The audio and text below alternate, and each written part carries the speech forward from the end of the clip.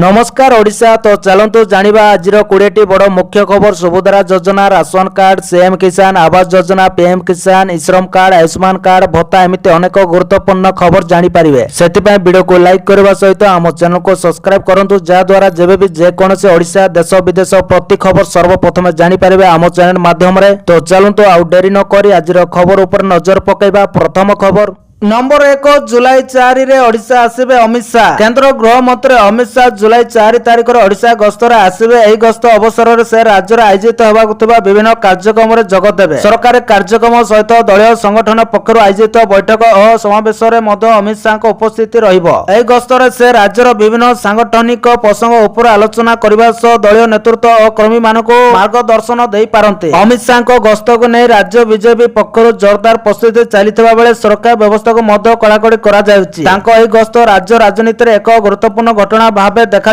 खबर मिली। आज परवर्ती खबर नंबर 2 एकाथरे 2 मासर भत्ता 17.60 लाख हिताधिकारी खाता को टंका। राज्यर लक्षाधिक भत्ता हिताधिकारी बड़ खुशी खबर। एकाथरे मिला 2 मासर भत्ता राशि एप्रिल और मे मासर भत्ता हिताधिकारी खाता को जमा होता बेले जून मासर भत्ता प्रदान प्रक्रिया जारी रही। सूचना देते सामाजिक सुरक्षा और सशक्तिकरण मंत्री नित्यानंद गंड। राज्यर 17,60,435 जन भत्ता हिताधिकारी को एकाथर एप्रिल और मे मासर भत्ता राशि प्रदान कर जायछि। सरकार को यह पदक्षेप फल बुद्ध दिव्यांग विधवा और अन्य सामाजिक सुरक्षा योजनार लाभार्थी माने सीधासलख उपकृत होइछन्ते बोली खबर मिली। आज परवर्ती खबर नंबर 3 पुणी घुंचिला ओटीईटी परीक्षा। राजस्व मंत्री को बड़ सूचना। पुणी घुंचिला ओटीईटी परीक्षा जून 28 रे हेबाकु थिबा ओटीईटी परीक्षा तारीख घुंचा जायछि। जून 28 बदले जुलाई 5 रे हेबो परीक्षा तारीख बदलवा नै राजस्व मंत्री सुरेश पूजारी सूचना देते। आरआई और अमीन परीक्षा ओटीईटी परीक्षा तारीख बदला जाइए। आसंता 28 तारीख में आरआई और अमीन परीक्षा हम गोटे दिन में परीक्षा नहीं विभ्रांति सृष्टि होगा पर सरकार यह निष्पत्ति नहीं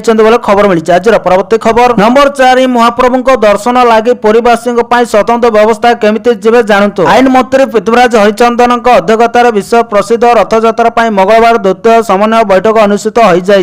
अवसर में मंत्री पुरीवासी एक बड़ सूचना देते। पुरी सहरवासी को श्रीमंदिर भीतर को प्रवेश स्वतंत्र व्यवस्था कर सहयोग में सुविधा उपलब्ध होब बोली आईन मंत्री को सूचना देते। पुरी सहर दुईटी पोस्टाल पिन कोड रही। दुई पिन कोड को नहीं ओकाको को स्वतंत्र व्यवस्था फल पुरीवासी से आधार कार्ड देखाई जीवा सुगम हम। जदि से साथी बंधु बांधव को नेबा चाहिए संभव हम ना। महाप्रभु को दर्शन को सुव्यवस्थित करने पदक्षेप नि पृथ्वीराज हरिचंदन कहते खबर मिली। आज परवर्ती खबर नंबर 5 ओडिशा समेत 22टी राज्य को झड़ वर्षा नहीं अलर्ट। देशर विभिन्न स्थान में झड़ वर्षा संपर्क में पाणीपाग विभाग पुणी थोर एक बड़ सतर्कता जारी करिछि। दिल्ली उत्तर प्रदेश और जम्मू एवं काश्मीर उत्तर पूर्व राज्य पर्यंत मोट 22टी राज्य एवं केंद्र शासित अंचल खराब पागर सतर्कता जारी कर जाइछि। भारतीय पाणीपाग विभाग आईएमडी अनुसार आगामी दिन में अनेक अंचल में प्रबल झड़ वर्षा बिजुली एवं प्रबल पवन बहिबार संभावना रही। किछि स्थान में पवनर बेग 70 किलोमीटर पर्यंत पहुंची पारे, जहाँ साधारण जीवन को बाधा प्राप्त करिपारे एवं चाषी फसल को क्षति पहुंचाइबार आशंका सृष्टि करिपारे। पाणीपाग विभाग जो राज्य गुड़िक सतर्क सूचना जारी करिछि सेगुड़िक मध्य दिल्ली, उत्तर प्रदेश, बिहार, राजस्थान, उत्तराखंड, हिमाचल प्रदेश, मध्य प्रदेश, छत्तीसगढ़, हरियाणा, पंजाब, झारखंड, जम्मू एवं काश्मीर, केरल, पश्चिम बंग, ओडिशा, आसाम, अरुणाचल प्रदेश, मेघालय, मणिपुर, नागालैंड, मिजोराम एवं त्रिपुरा अंतर्भुक्त रही खबर मिली। आज परवर्ती खबर मयूरभंज जिला प्रशासन बड़ निष्पत्ति। आगक रथयात्रा आसुची भिन्न भिन्न जिलार प्रशासन तर्पर होइछे। एही क्रम में मयूरभंज जिलार बारिपदा जिला प्रशासन एक कठोर नियम जारी करिछे। मयूरभंज जिला प्रशासन निष्पत्ति मुताबिक जुलाई 13 तारिख 26 तारिख पर्यंत बारिपदा बड़ दांड में आमिष बिक्री और आमिष भोजन उपर प्रतिबंधक लगा जाइछे। केवल सेतिक नुहे एही अवधि मध्य बड़ दांड परिसर में थिबा समस्त सरकारी मद दुकान बंद रहिबो। यह तो बारिपदा रथ को नहीं मयूरभंज जिला प्रशासन निर्देश बोली खबर मिली। आज परवर्ती खबर सार को नहीं बड़ कथा कहले मंत्री कहू कहू कहीदेले गत वर्ष कौन चलित खरीफ ऋतु में राज्यर सार जोगाण को नहीं कौन असुविधा हेब नहीं बोली समवाय मंत्री प्रदीप बल सामंत स्पष्ट करछन्ते। राज्य में पर्याप्त परिमाण सार मौजूद रही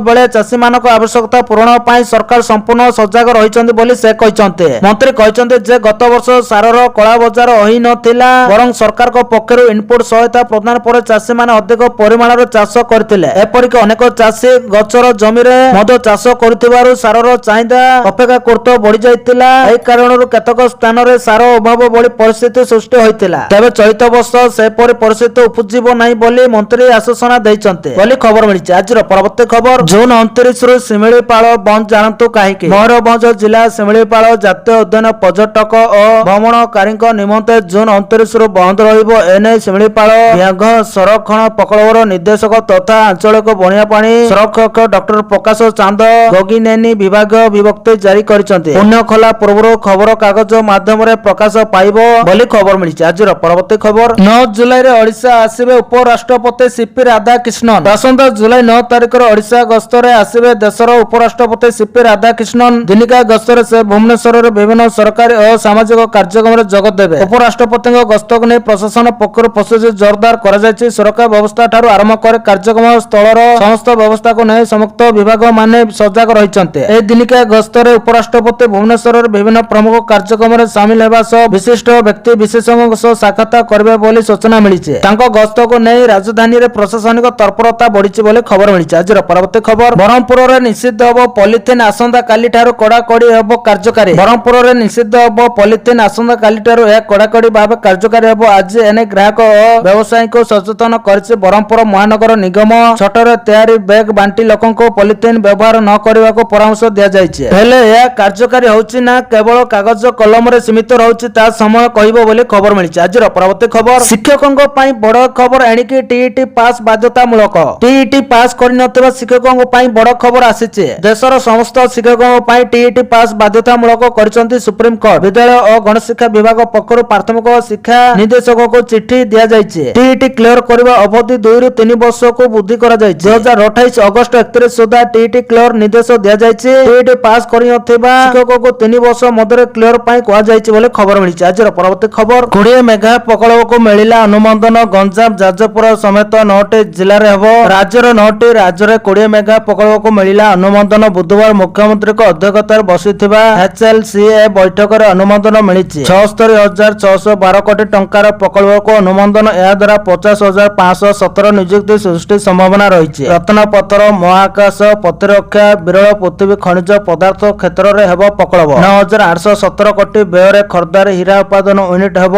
ରତ୍ନପଥର ଉତ୍ପାଦନ କ୍ଷେତ୍ରରେ ଓଡ଼ିଶାର ସ୍ଥିତିକୁ ଏହା ସୁଦୃଢ କରିବ। ସେହିପରି ଗଞ୍ଜାମରେ 10,000 କୋଟି ବ୍ୟୟରେ ସୌର PV ସେଲ୍ ଉତ୍ପାଦନ ୟୁନିଟ୍, ଯାଜପୁରରେ 4 MTPA ସମନ୍ୱିତ ଇସ୍ପାତ କାରଖାନା ପ୍ରତିଷ୍ଠା ହେବ ବୋଲି ଖବର ମିଳିଛି। ଆଜିର ପରବର୍ତ୍ତୀ ଖବର, ଓଡ଼ିଶାର ସ୍ଥାନ ଗୁଡ଼ିକର ଇଂରାଜୀ ବନାନରେ ପରିବର୍ତ୍ତନ। ରାଜ୍ୟର 26ଟି ଜିଲ୍ଲାର ଅନେକ ସ୍ଥାନର ନାମ ସଂଶୋଧନ। ଓଡ଼ିଶାର ବିଭିନ୍ନ ସ୍ଥାନର ଇଂରାଜୀ ନାମର ବନାନରେ ପରିବର୍ତ୍ତନ କରାଗଲା। ଓଡ଼ିଶାର ସ୍ଥାନ ନାମର ଇଂରାଜୀ ବନାନରେ ଓଡ଼ିଶାର ଭାଷାଗତ ଓ ସାଂସ୍କୃତିକ ପରିଚୟକୁ ସୁରକ୍ଷିତ ରଖିବା ଏବଂ ଓଡ଼ିଆ ଉଚ୍ଚାରଣ ଅନୁଯାୟୀ ଜିଲ୍ଲା, ଉପଖଣ୍ଡ, ତହସିଲ, ବ୍ଲକ ଓ ସହରାଞ୍ଚଳ ସଂସ୍ଥା ଗୁଡ଼ିକର ଇଂରାଜୀ ବନାନକୁ ଠିକ କରିବା ପାଇଁ ରାଜ୍ୟ ସରକାର ବିଜ୍ଞପ୍ତି ଜାରି କରିଛନ୍ତି। ଏହି ବିଜ୍ଞପ୍ତି ଅନୁସାରେ ରାଜ୍ୟର 26ଟି ଜିଲ୍ଲାର ବିଭିନ୍ନ ସ୍ଥାନର ଇଂରାଜୀ ବନାନ ସଂଶୋଧନ କରାଯାଇଛି। ସରକାର ସ୍ପଷ୍ଟ କରିଛନ୍ତି ଯେ କେବଳ ଇଂରାଜୀ ବନାନରେ ପରିବର୍ତ୍ତନ କରାଯାଇଛି। ସମସ୍ତ ସ୍ଥାନ ଗୁଡ଼ିକର ନାମରେ କୌଣସି ପରିବର୍ତ୍ତନ ହୋଇନାହିଁ। ଏହି ବିଜ୍ଞପ୍ତି ଓଡ଼ିଶା ଗେଜେଟରେ ପ୍ରକାଶ ପାଇବା ଦିନଠାରୁ କାର୍ଯ୍ୟକାରୀ ହେବ ବୋଲି ଖବର ମିଳିଛି। ଆଜିର ପରବର୍ତ୍ତୀ ଖବର, ପିଏମ୍ ଆବାସ ହିତାଧିକାରୀଙ୍କୁ ବଡ଼ ଆଶ୍ୱସ୍ତି। ପିଏମ୍ ଆବାସ ଯୋଜନାରେ ସହରାଞ୍ଚଳ ହିତାଧିକାରୀଙ୍କୁ ବଡ଼ ଆଶ୍ୱସ୍ତି ମିଳିଛି। ରାଜ୍ୟ ସରକାର ପିଏମ୍ ଆବାସ ଯୋଜନାରେ ହିତାଧିକାରୀଙ୍କ ଘର ପଞ୍ଜୀକରଣ ଖର୍ଚ୍ଚକୁ 1%ରୁ କମ୍ କରିବେ ବୋଲି ନିଷ୍ପତ୍ତି ନେଇଛନ୍ତି। ଏନେଇ ଗୃହ ନିର୍ମାଣ ଏବଂ ନଗର ଉନ୍ନୟନ ଅତିରିକ୍ତ ମୁଖ୍ୟ ସଚିବଙ୍କୁ ଚିଠି କରାଯାଇଛି। ଏପରିକି ବିଜ୍ଞପ୍ତି ଓ ଆଦେଶ କାର୍ଯ୍ୟକାରୀ କରିବାକୁ ରାଜସ୍ୱ ବିଭାଗକୁ ନିର୍ଦ୍ଦେଶ ଦିଆଯାଇଛି। PMAYU 2.0 ଅଧୀନରେ ହିତାଧିକାରୀଙ୍କ ପାଇଁ ରାଜ୍ୟ ସରକାର ବଡ଼ ରିହାତି ଘୋଷଣା କରିଛନ୍ତି। 60 ବର୍ଗ ମିଟର ପର୍ଯ୍ୟନ୍ତ ଘରର ପଞ୍ଜୀକରଣ କ୍ଷେତ୍ରରେ ଏହି ରିହାତି ମିଳିବ। ଷ୍ଟାମ୍ପ ଶୁଳ୍କ ଓ ରେଜିଷ୍ଟ୍ରେସନ ଫିସ୍କୁ ମିଶାଇ ମୋଟ ଦେୟ 1%ରୁ କମ୍ କରାଯିବ ବୋଲି ଖବର ମିଳିଛି। ଆଜିର ପରବର୍ତ୍ତୀ ଖବର, ମୁଖ୍ୟମନ୍ତ୍ରୀଙ୍କ ବଡ଼ ଘୋଷଣା, ବଢ଼ିଲା ଆଇନଜୀବୀଙ୍କ। ରାଜ୍ୟରେ କାର୍ଯ୍ୟରତ ଆଇନଜୀବୀ ମାନଙ୍କ ପାଇଁ ଏକ ବଡ଼ ଘୋଷଣା କରିଛନ୍ତି ମୁଖ୍ୟମନ୍ତ୍ରୀ ମହେନ୍ଦ୍ର ଚରଣ ମାଝୀ। ରାଜ୍ୟ କଲ୍ୟାଣ ପାଣ୍ଠିରୁ ଅବସର ଗ୍ରହଣ କିମ୍ବା ଦେହାନ୍ତ କ୍ଷେତ୍ରରେ ଆଇନଜୀବୀ ଏବଂ ସେମାନଙ୍କ ପରିବାରକୁ ମିଳୁଥିବା ସହାୟତା ରାଶିର ପରିମାଣକୁ 40% ବୃଦ୍ଧି କରାଯାଇଛି। ଏହି ନିଷ୍ପତ୍ତି ଫଳରେ ରାଜ୍ୟର ବିଭିନ୍ନ ଅଦାଲତରେ କାର୍ଯ୍ୟରତ ହଜାର ହଜାର ଆଇନଜୀବୀ ଓ ସେମାନଙ୍କ ପରିବାର ଉପକୃତ ହେବେ। ଉଲ୍ଲେଖଯୋଗ୍ୟ ଯେ ଶେଷ ଥର ପାଇଁ 2021 ମସିହାରେ ଏହି ସହାୟତା ରାଶି ବୃଦ୍ଧି କରାଯାଇଥିଲା। ନୂତନ ବ୍ୟବସ୍ଥା ଅନୁଯାୟୀ 5 ବର୍ଷ କିମ୍ବା ତାଠାରୁ କମ୍ ସମୟ ଧରି କାର୍ଯ୍ୟରତ ଥିବା ଆଇନଜୀବୀଙ୍କ ଦେହାନ୍ତ ହେଲେ ତାଙ୍କ ପରିବାରର ନିକଟତମ ଆତ୍ମୀୟକୁ 1,05,000 ଟଙ୍କା ସହାୟତା ପ୍ରଦାନ କରାଯିବ। ଏହାପରେ ପ୍ରତ୍ୟେକ ଅତିରିକ୍ତ ବର୍ଷର କାର୍ଯ୍ୟାନୁଭବ ସହ ସହାୟତା ରାଶିର ପରିମାଣ ବୃଦ୍ଧି ପାଇବ। ସେହିପରି 30 ବର୍ଷ କାର୍ଯ୍ୟରତ ଥିବା ଆଇନଜୀବୀ ଅବସର ଗ୍ରହଣ କଲେ କିମ୍ବା ଦେହାନ୍ତ ଘଟିଲେ ତାଙ୍କ ପରିବାରର ନିକଟତମ ଆତ୍ମୀୟକୁ ସର୍ବାଧିକ 6,30,000 ଟଙ୍କା ସହାୟତା ରାଶି ପ୍ରଦାନ କରାଯିବ। ମୁଖ୍ୟମନ୍ତ୍ରୀଙ୍କ ଏହି ନିଷ୍ପତ୍ତିକୁ ଆଇନଜୀବୀ ସମାଜ ସ୍ୱାଗତ କରିଥିବା ବେଳେ ଏହା ଆଇନଜୀବୀମାନଙ୍କ ସାମାଜିକ ସୁରକ୍ଷାକୁ ଆହୁରି ସୁଦୃଢ଼ କରିବ ବୋଲି ମତ ପ୍ରକାଶ ପାଇଛି ବୋଲି ଖବର ମିଳିଛି। ଆଜିର ପରବର୍ତ୍ତୀ ଖବର, ରାଜ୍ୟ ସରକାରଙ୍କ ବଡ଼ ଉପହାର 50,000 ଛାତ୍ରୀଙ୍କୁ ଫ୍ରିରେ ମିଳିବ ସ୍କୁଟି। ରାଜ୍ୟର ସରକାରୀ ବିଶ୍ୱବିଦ୍ୟାଳୟ ଏବଂ କଲେଜ ଗୁଡ଼ିକରେ ପଢୁଥିବା ଛାତ୍ରୀମାନଙ୍କ ପାଇଁ ଏକ ବହୁତ ବଡ଼ ଖୁସି ଖବର ଆସୁଛି। ରାଜ୍ୟର ପ୍ରାୟ 50,000 ମେଧାବୀ ଛାତ୍ରୀଙ୍କୁ ରାଣୀ ଲକ୍ଷ୍ମୀବାଇ ସ୍କୁଟି ଯୋଜନା ଅଧୀନରେ ମାଗଣା ସ୍କୁଟି ଦେବା ପାଇଁ ଘୋଷଣା କରିଛନ୍ତି ସରକାର। ମୁଖ୍ୟମନ୍ତ୍ରୀ ଯୋଗୀ ଆଦିତ୍ୟନାଥଙ୍କ କଡ଼ା ନିର୍ଦ୍ଦେଶ ପରେ ଉଚ୍ଚ ଶିକ୍ଷା ବିଭାଗ ଏହି ଯୋଜନାର ସମ୍ପୂର୍ଣ୍ଣ ପ୍ରସ୍ତାବ ପ୍ରସ୍ତୁତ କରିସାରିଛି। ଏହି ଯୋଜନାର ମୁଖ୍ୟ ଉଦ୍ଦେଶ୍ୟ ହେଉଛି ରାଜ୍ୟର ପ୍ରତିଭାବାନ ଝିଅମାନଙ୍କୁ ଆଗକୁ ପାଠ ପଢିବା ପାଇଁ ପ୍ରୋତ୍ସାହିତ କରିବା ଏବଂ ସେମାନଙ୍କର ପଥକୁ ସହଜ କରିବା। ସରକାରଙ୍କ ଏହି ପଦକ୍ଷେପ ଯୋଗୁଁ ଉଚ୍ଚ ଶିକ୍ଷା କ୍ଷେତ୍ରରେ ଛାତ୍ରୀମାନଙ୍କର ଅଂଶଗ୍ରହଣ ଏବଂ ମନୋବଳ ବୃଦ୍ଧି ପାଇବ ବୋଲି ଆଶା କରାଯାଉଛି। ଉଚ୍ଚ ଶିକ୍ଷା ବିଭାଗ ଏହି ଯୋଜନାର ଲାଭ ଦେବା ପାଇଁ କିଛି ଜରୁରୀ ନିୟମ ଓ ସର୍ତ୍ତ ସ୍ଥିର କରିଛି। ଏହି ଯୋଜନାରେ କେବଳ ସେହି ଛାତ୍ରୀମାନଙ୍କୁ ସାମିଲ କରାଯିବ ଯେଉଁମାନଙ୍କ ପରିବାରର ବାର୍ଷିକ ଆୟ 10 ରୁ 12 ଲକ୍ଷ ଟଙ୍କାରୁ କମ୍ ହୋଇଥିବ ବୋଲି ଖବର ମିଳିଛି। ଆଜିର ପରବର୍ତ୍ତୀ ଖବର, ଏହି ଯାତ୍ରୀମାନଙ୍କ ପାଇଁ ବଡ଼ ଖୁସି ଖବର, ଟ୍ରେନ୍ ଟିକେଟରେ 75% ପର୍ଯ୍ୟନ୍ତ ରିହାତି। ଭାରତୀୟ ରେଳବାଇ ଦେଶର ପ୍ରତ୍ୟେକ ବର୍ଗର ଲୋକଙ୍କ ପାଇଁ ଯାତ୍ରାକୁ ସହଜ,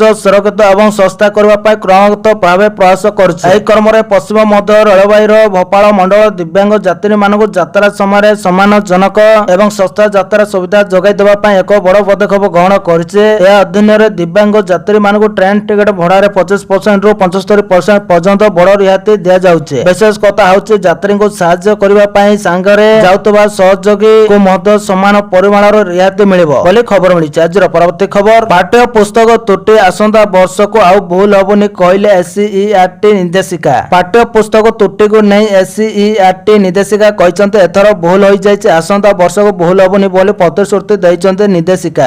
ମାନଙ୍କୁ ଏ ବାବଦରେ ଚିଠି ମାଧ୍ୟମରେ ଜଣାଇ ଦିଆଯାଇଛି। ଛୋଟ ପିଲାଙ୍କ ବହିରେ ଶିକ୍ଷକମାନଙ୍କୁ ସଂଶୋଧନ କରିବାକୁ କୁହାଯାଇଛି। ବଡ଼ ପିଲା ଶିକ୍ଷକଙ୍କ ସାହାଯ୍ୟରେ ବହିରେ ନିଜେ ତ୍ରୁଟି ସଂଶୋଧନ କରିବେ। ତେବେ 2027-28 ଶିକ୍ଷାବର୍ଷରୁ ନୂଆ ବହି ଛପା ହେଲେ ଆଉ ଭୁଲ ରହିବନି ବୋଲି ନିର୍ଦ୍ଦେଶିକା କହିଛନ୍ତି ବୋଲି ଖବର ମିଳିଛି। ଆଜିର ପରବର୍ତ୍ତୀ ଖବର, ଓଡ଼ିଶାରେ ଲାଗୁ ହେଲା ଗ୍ରାମୀଣ ଯୋଜନା, ବର୍ଷକୁ 120 ଦିନର ରୋଜଗାର ଗ୍ୟାରେଣ୍ଟି। ଓଡ଼ିଶାରେ ଲାଗୁ ହେଲା ବିବିଜି ରାମଜୀ ଗ୍ରାମୀଣ ଯୋଜନାକୁ ସରକାରୀ ମୋହର, ଗ୍ରାମାଞ୍ଚଳରେ 120 ଦିନର ରୋଜଗାର ଗ୍ୟାରେଣ୍ଟି। ପ୍ରକାଶ ପାଇଲା ବ୍ୟକ୍ତି ରାଜ୍ୟର ଗ୍ରାମୀଣ ଅର୍ଥନୀତିକୁ ଅଧିକ ସୁଦୃଢ଼ କରିବା ଏବଂ ଗ୍ରାମାଞ୍ଚଳରେ ସ୍ଥାୟୀ ଜୀବିକା ସୁଯୋଗ ସୃଷ୍ଟି ଲକ୍ଷ୍ୟରେ ଓଡ଼ିଶା ସରକାର ବିକଶିତ ଭାରତ ଗ୍ରାମୀଣ ରୋଜଗାର ଓ ଆଜୀବିକା ମିଶନ ଗ୍ରାମୀଣ ଯୋଜନାର ବିଜ୍ଞପ୍ତି ଜାରି କରିଛନ୍ତି। ପୂର୍ବରୁ ରାଜ୍ୟ କ୍ୟାବିନେଟ୍ ଏହି ଯୋଜନାକୁ ଅନୁମୋଦନ କରିଥିବା ବେଳେ ବର୍ତ୍ତମାନ ପଞ୍ଚାୟତ ରାଜ ଓ ପାନୀୟ ଜଳ ବିଭାଗ ପକ୍ଷରୁ ବିସ୍ତୃତ ଗାଇଡଲାଇନ୍ ଜାରି କରାଯାଇଛି। ଅଧିସୂଚନା ଅନୁସାରେ ଆସନ୍ତା 1 ଜୁଲାଇ 2026ରୁ ଯୋଜନାଟି ରାଜ୍ୟର ସମସ୍ତ ବିଭକ୍ତ ଗ୍ରାମୀଣ ଅଞ୍ଚଳରେ ଲାଗୁ ହେବ ବୋଲି ଖବର ମିଳିଛି। ଆଜିର ପରବର୍ତ୍ତୀ ଖବର, ଦିବ୍ୟାଙ୍ଗ ବିବାହ ପ୍ରୋତ୍ସାହନ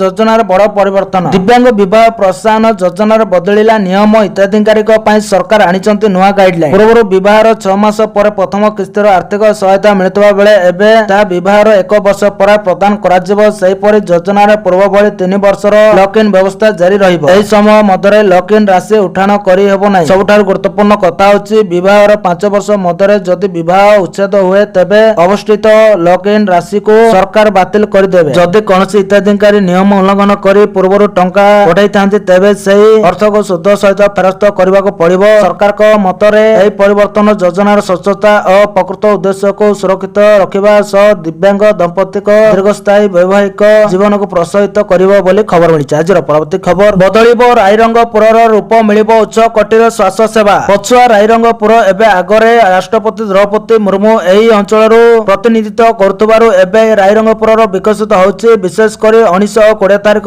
2 ଦିନ ରାଷ୍ଟ୍ରପତି ଓ ପ୍ରଧାନମନ୍ତ୍ରୀ ରାଇରଙ୍ଗପୁର ଗସ୍ତ କରିଥିଲେ। ଅନେକ ପ୍ରକଳ୍ପର ଉଦ୍ଘାଟନ ଓ ଭିତ୍ତିପ୍ରସ୍ତର ସ୍ଥାପନ କରିଥିଲେ। ଉଦ୍ଘାଟିତ ହୋଇଛି ଐତିହାସିକ ଭିତ୍ତିଭୂମି। ପ୍ରଥମତଃ ରାଇରଙ୍ଗପୁର ପୋଲିସ ଜିଲ୍ଲା ଭାବେ ଘୋଷିତ ହୋଇଥିବା ସ୍ଥାନକୁ ନୂଆ ଜିଲ୍ଲା ପୋଲିସ ଅଧୀକ୍ଷକ କାର୍ଯ୍ୟାଳୟ ଶୁଭ ଉଦ୍ଘାଟିତ ହେଲା। ସେଥିରେ ମଧ୍ୟ ପୋଲିସ ଅଧୀକ୍ଷକ ଯୋଗଦାନ କଲେ। MS ସ୍ୟାଟେଲାଇଟ ସେଣ୍ଟର ଦ୍ୱାରା ଦୁରାରୋଗ୍ୟ ରୋଗକୁ ପ୍ରତିହତ କରାଯାଇ ପାରିବ ବୋଲି ଖବର ମିଳିଛି। ଆଜିର ପରବର୍ତ୍ତୀ ଖବର, ସରକାରଙ୍କ ବଡ଼ ପଦକ୍ଷେପ, 707 ଦୁର୍ଗମ ଗାଁରେ ବସିବ 4G ଟାୱାର। ସରକାର ଏକ ଗୁରୁତ୍ୱପୂର୍ଣ୍ଣ ନିଷ୍ପତ୍ତି ନେଇଛନ୍ତି। ଓଡ଼ିଶାର 707ଟି ଦୁର୍ଗମ ଗାଁରେ 4G ଟାୱାର ସ୍ଥାପନ କରିବାକୁ ନିଷ୍ପତ୍ତି ନିଆଯାଇଛି। ଏନେଇ ଇଲେକ୍ଟ୍ରୋନିକ୍ସ ଓ ସୂଚନା ପ୍ରଯୁକ୍ତି ବିଭାଗ SCSଙ୍କ ପକ୍ଷରୁ ଜିଲ୍ଲାପାଳମାନଙ୍କୁ ଚିଠି କରାଯାଇଛି। ଏପରିକି ତୁରନ୍ତ ଜମି ହସ୍ତାନ୍ତର ପାଇଁ ଜିଲ୍ଲାପାଳଙ୍କୁ ଜରୁରୀ ନିର୍ଦ୍ଦେଶ ଦିଆଯାଇଛି। ଦୁର୍ଗମ ଅଞ୍ଚଳରେ ଡିଜିଟାଲ ସଂଯୋଗ ପାଇଁ ଏହି ପଦକ୍ଷେପ ନିଆଯାଇଛି। 24ଟି ଜିଲ୍ଲାର 760ଟି ନୂଆ ସ୍ଥାନରେ 4G ଟାୱାର ସ୍ଥାପନ କରାଯିବ।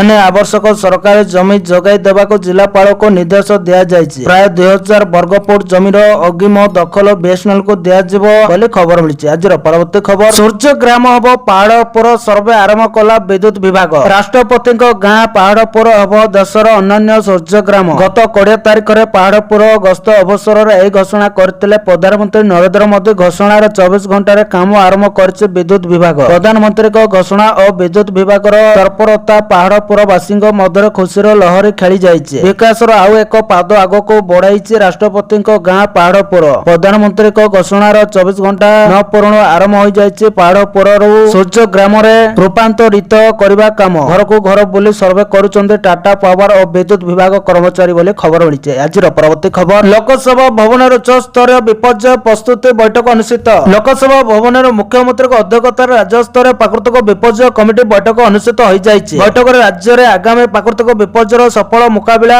ଓ ପାକ୍ ପ୍ରସ୍ତୁତି ନିମନ୍ତେ ଗୁରୁତ୍ୱପୂର୍ଣ୍ଣ ଆଲୋଚନା କରାଯାଇଛି। ରାଜ୍ୟରେ 911 ଆଶ୍ରୟସ୍ଥଳୀର ରକ୍ଷଣାବେକ୍ଷଣ ପାଇଁ ମିଳିବ 6 ଲକ୍ଷ ଟଙ୍କା ଲେଖାଏଁ ପାଣ୍ଠି। ସୋସିଆଲ ମିଡିଆ ମାଧ୍ୟମରେ ମୋବାଇଲରେ ମିଳିବ ସଠିକ ସୂଚନା। ଏହି ଅବସରରେ ବିପର୍ଯ୍ୟୟ ପରିଚାଳନାରେ କୌଣସି ଶିଥିଳତାକୁ ବରଦାସ୍ତ କରାଯିବ ନାହିଁ ବୋଲି କହିଛନ୍ତି ମୁଖ୍ୟମନ୍ତ୍ରୀ ମୋହନ ମାଝୀ ବୋଲି ଖବର ମିଳିଛି। ଆଜିର ପରବର୍ତ୍ତୀ ଖବର, ଟ୍ରେନରେ ବିନା ଟିକେଟରେ ଯାତ୍ରା କଲେ ଦେବାକୁ ହେଲେ ଏତିକି ଟଙ୍କା, ଜାଣନ୍ତୁ ନୂଆ ନିୟମ। ରେଳ ନିୟମ ଉଲ୍ଲଂଘନ କରୁଥିବା ଲୋକଙ୍କ ବିରୋଧରେ ସରକାର କଠୋର କାର୍ଯ୍ୟାନୁଷ୍ଠାନ ଗ୍ରହଣ କରିବାକୁ ନିଷ୍ପତ୍ତି ନେଇଛନ୍ତି। ଫଳସ୍ୱରୂପ ରେଳ ସମ୍ପର୍କିତ ଅପରାଧ ଏବଂ ନିୟମ ଉଲ୍ଲଂଘନ ପାଇଁ ଜରିମାନା ବୃଦ୍ଧି କରାଯାଇଛି। ନୂତନ ନିର୍ଦ୍ଦେଶନାମା ଅନୁଯାୟୀ ମାମଲା ସିଧାସଳଖ ମାମଲା ରୁଜୁ ହେବ ନାହିଁ, ବରଂ ପ୍ରଥମେ ଜରିମାନା ଲାଗୁ କରାଯିବ ଏବଂ ଜରିମାନା ଅନାଦାୟ ରହିଲେ ଏହି ମାମଲାକୁ କୋର୍ଟକୁ ପଠାଯିବ। ରିପୋର୍ଟ ଅନୁଯାୟୀ ସରକାର ଜନବିଶ୍ୱାସ ସଂଶୋଧନ ବ୍ୟବସ୍ଥା ଆଇନ 2024 ଅଧୀନରେ ରେଳ ଆଇନ 1989 ର ଧାରା 137 ଏବଂ 138 ସଂଶୋଧନ କରିଛନ୍ତି। ଫଳସ୍ୱରୂପ ସର୍ବନିମ୍ନ ଜରିମାନା 250 ରୁ 500 କୁ ବୃଦ୍ଧି କରାଯାଇଛି। ଅଧିକାରୀମାନେ କହିଛନ୍ତି ଯେ ଯଦି କୌଣସି ଯାତ୍ରୀ ଟିକେଟ କିମ୍ବା ବୈଧ ପାସ୍ ବିନା ଯାତ୍ରା କରନ୍ତି କିମ୍ବା ଅଧିକୃତ ଦୂରତା ଅତିକ୍ରମ କରନ୍ତି ତେବେ ସେମାନଙ୍କୁ ବର୍ତ୍ତମାନ ପୂର୍ବ ସର୍ବନିମ୍ନ ଜରିମାନା 2 ଗୁଣ ଦେବାକୁ ପଡିବ ବୋଲି ଖବର ମିଳିଛି। ଆଜିର ପରବର୍ତ୍ତୀ ଖବର, ମୁଖ୍ୟମନ୍ତ୍ରୀ ଅନ୍ନପୂର୍ଣ୍ଣା ଯୋଜନା କାର୍ଡ ବଣ୍ଟନ କଲେ ବିଧାୟକ ସିଦ୍ଧାନ୍ତ। ଗଞ୍ଜାମ ଜିଲ୍ଲା ଦିଗପହଣ୍ଡି ବ୍ଲକର ସିନ୍ଧେଶ୍ୱର, କୋଟିନଡ଼ା, କୁଶପଡ଼ା ଓ ବାସୁଦେବପୁର ପଞ୍ଚାୟତ କାର୍ଯ୍ୟରେ ସୋମବାର ଆୟୋଜିତ ସ୍ୱତନ୍ତ୍ର କାର୍ଯ୍ୟକ୍ରମରେ ଦିଗପହଣ୍ଡି ବିଧାୟକ ଡକ୍ଟର ସିଦ୍ଧାନ୍ତ ମହାପାତ୍ର ମୁଖ୍ୟ ଅତିଥି ଭାବେ ଯୋଗଦେଇ ମୁଖ୍ୟମନ୍ତ୍ରୀ ଅନ୍ନପୂର୍ଣ୍ଣା ଯୋଜନାର ହିତାଧିକାରୀଙ୍କ ଅତିରିକ୍ତ 5 କେଜି ଚାଉଳ ଯୋଗାଣ ବ୍ୟବସ୍ଥା ପାଇଁ ସ୍ୱତନ୍ତ୍ର ରାସନ କାର୍ଡ ବଣ୍ଟନ କରିଛନ୍ତି ବୋଲି ଖବର ମିଳିଛି। ଆଜିର ପରବର୍ତ୍ତୀ ଖବର, ପଶ୍ଚିମବଙ୍ଗ ସରକାରଙ୍କ ଜନକଲ୍ୟାଣକାରୀ ଯୋଜନା ବର୍ଷା ମହିଳାଙ୍କ ପାଇଁ ମାଗଣା ବସ୍ ସେବା। ପଶ୍ଚିମବଙ୍ଗର ବିଜେପି ସରକାର ଆଜି ବିଧାନସଭାରେ 2024-27 ଆର୍ଥିକ ବର୍ଷ ପାଇଁ ପ୍ରଥମ ପୂର୍ଣ୍ଣାଙ୍ଗ ବଜେଟ୍ ଉପସ୍ଥାପନ କରିଛନ୍ତି। ବଜେଟରେ ଅନେକ ବଡ଼ ଘୋଷଣା କରାଯାଇଛି। 1 ଲକ୍ଷ ସରକାରୀ ଚାକିରି ଠାରୁ ଆରମ୍ଭ କରି ମହିଳାମାନଙ୍କ ପାଇଁ ମାଗଣା ବସ୍ ସେବା ଏବଂ କର୍ମଚାରୀଙ୍କ ମହଙ୍ଗା ଭତ୍ତା 20% ବୃଦ୍ଧି ପାଇଁ ସରକାର ଘୋଷଣା କରିଛନ୍ତି। ଆଶା କର୍ମୀଙ୍କ ମାସିକ ପାରିଶ୍ରମିକ 2000 ଟଙ୍କାକୁ ସରକାର ବୃଦ୍ଧି କରିଛନ୍ତି। ଅର୍ଥମନ୍ତ୍ରୀ ସପନ ଦାସଗୁପ୍ତା ବଜେଟ୍ ଉପସ୍ଥାପନ କରି କହିଛନ୍ତି ରାଜ୍ୟରେ ଚାଲିଥିବା ସମସ୍ତ ସାମାଜିକ ପ୍ରକଳ୍ପ ଜାରି ରହିବ। 1 ଲକ୍ଷ ଖାଲି ପଦ ପୂରଣ କରାଯିବ ଓ ଏଥିରୁ 33% ମହିଳାମାନଙ୍କ ପାଇଁ ସୁରକ୍ଷିତ ରହିବ। ରାଜ୍ୟ କର୍ମଚାରୀ ଏବଂ ପେନ୍ସନଭୋଗୀଙ୍କ ପାଇଁ ମହଙ୍ଗା ଭତ୍ତା ବା ଡିଏ 20% ବୃଦ୍ଧି କରାଯାଇଛି। ମୋଟ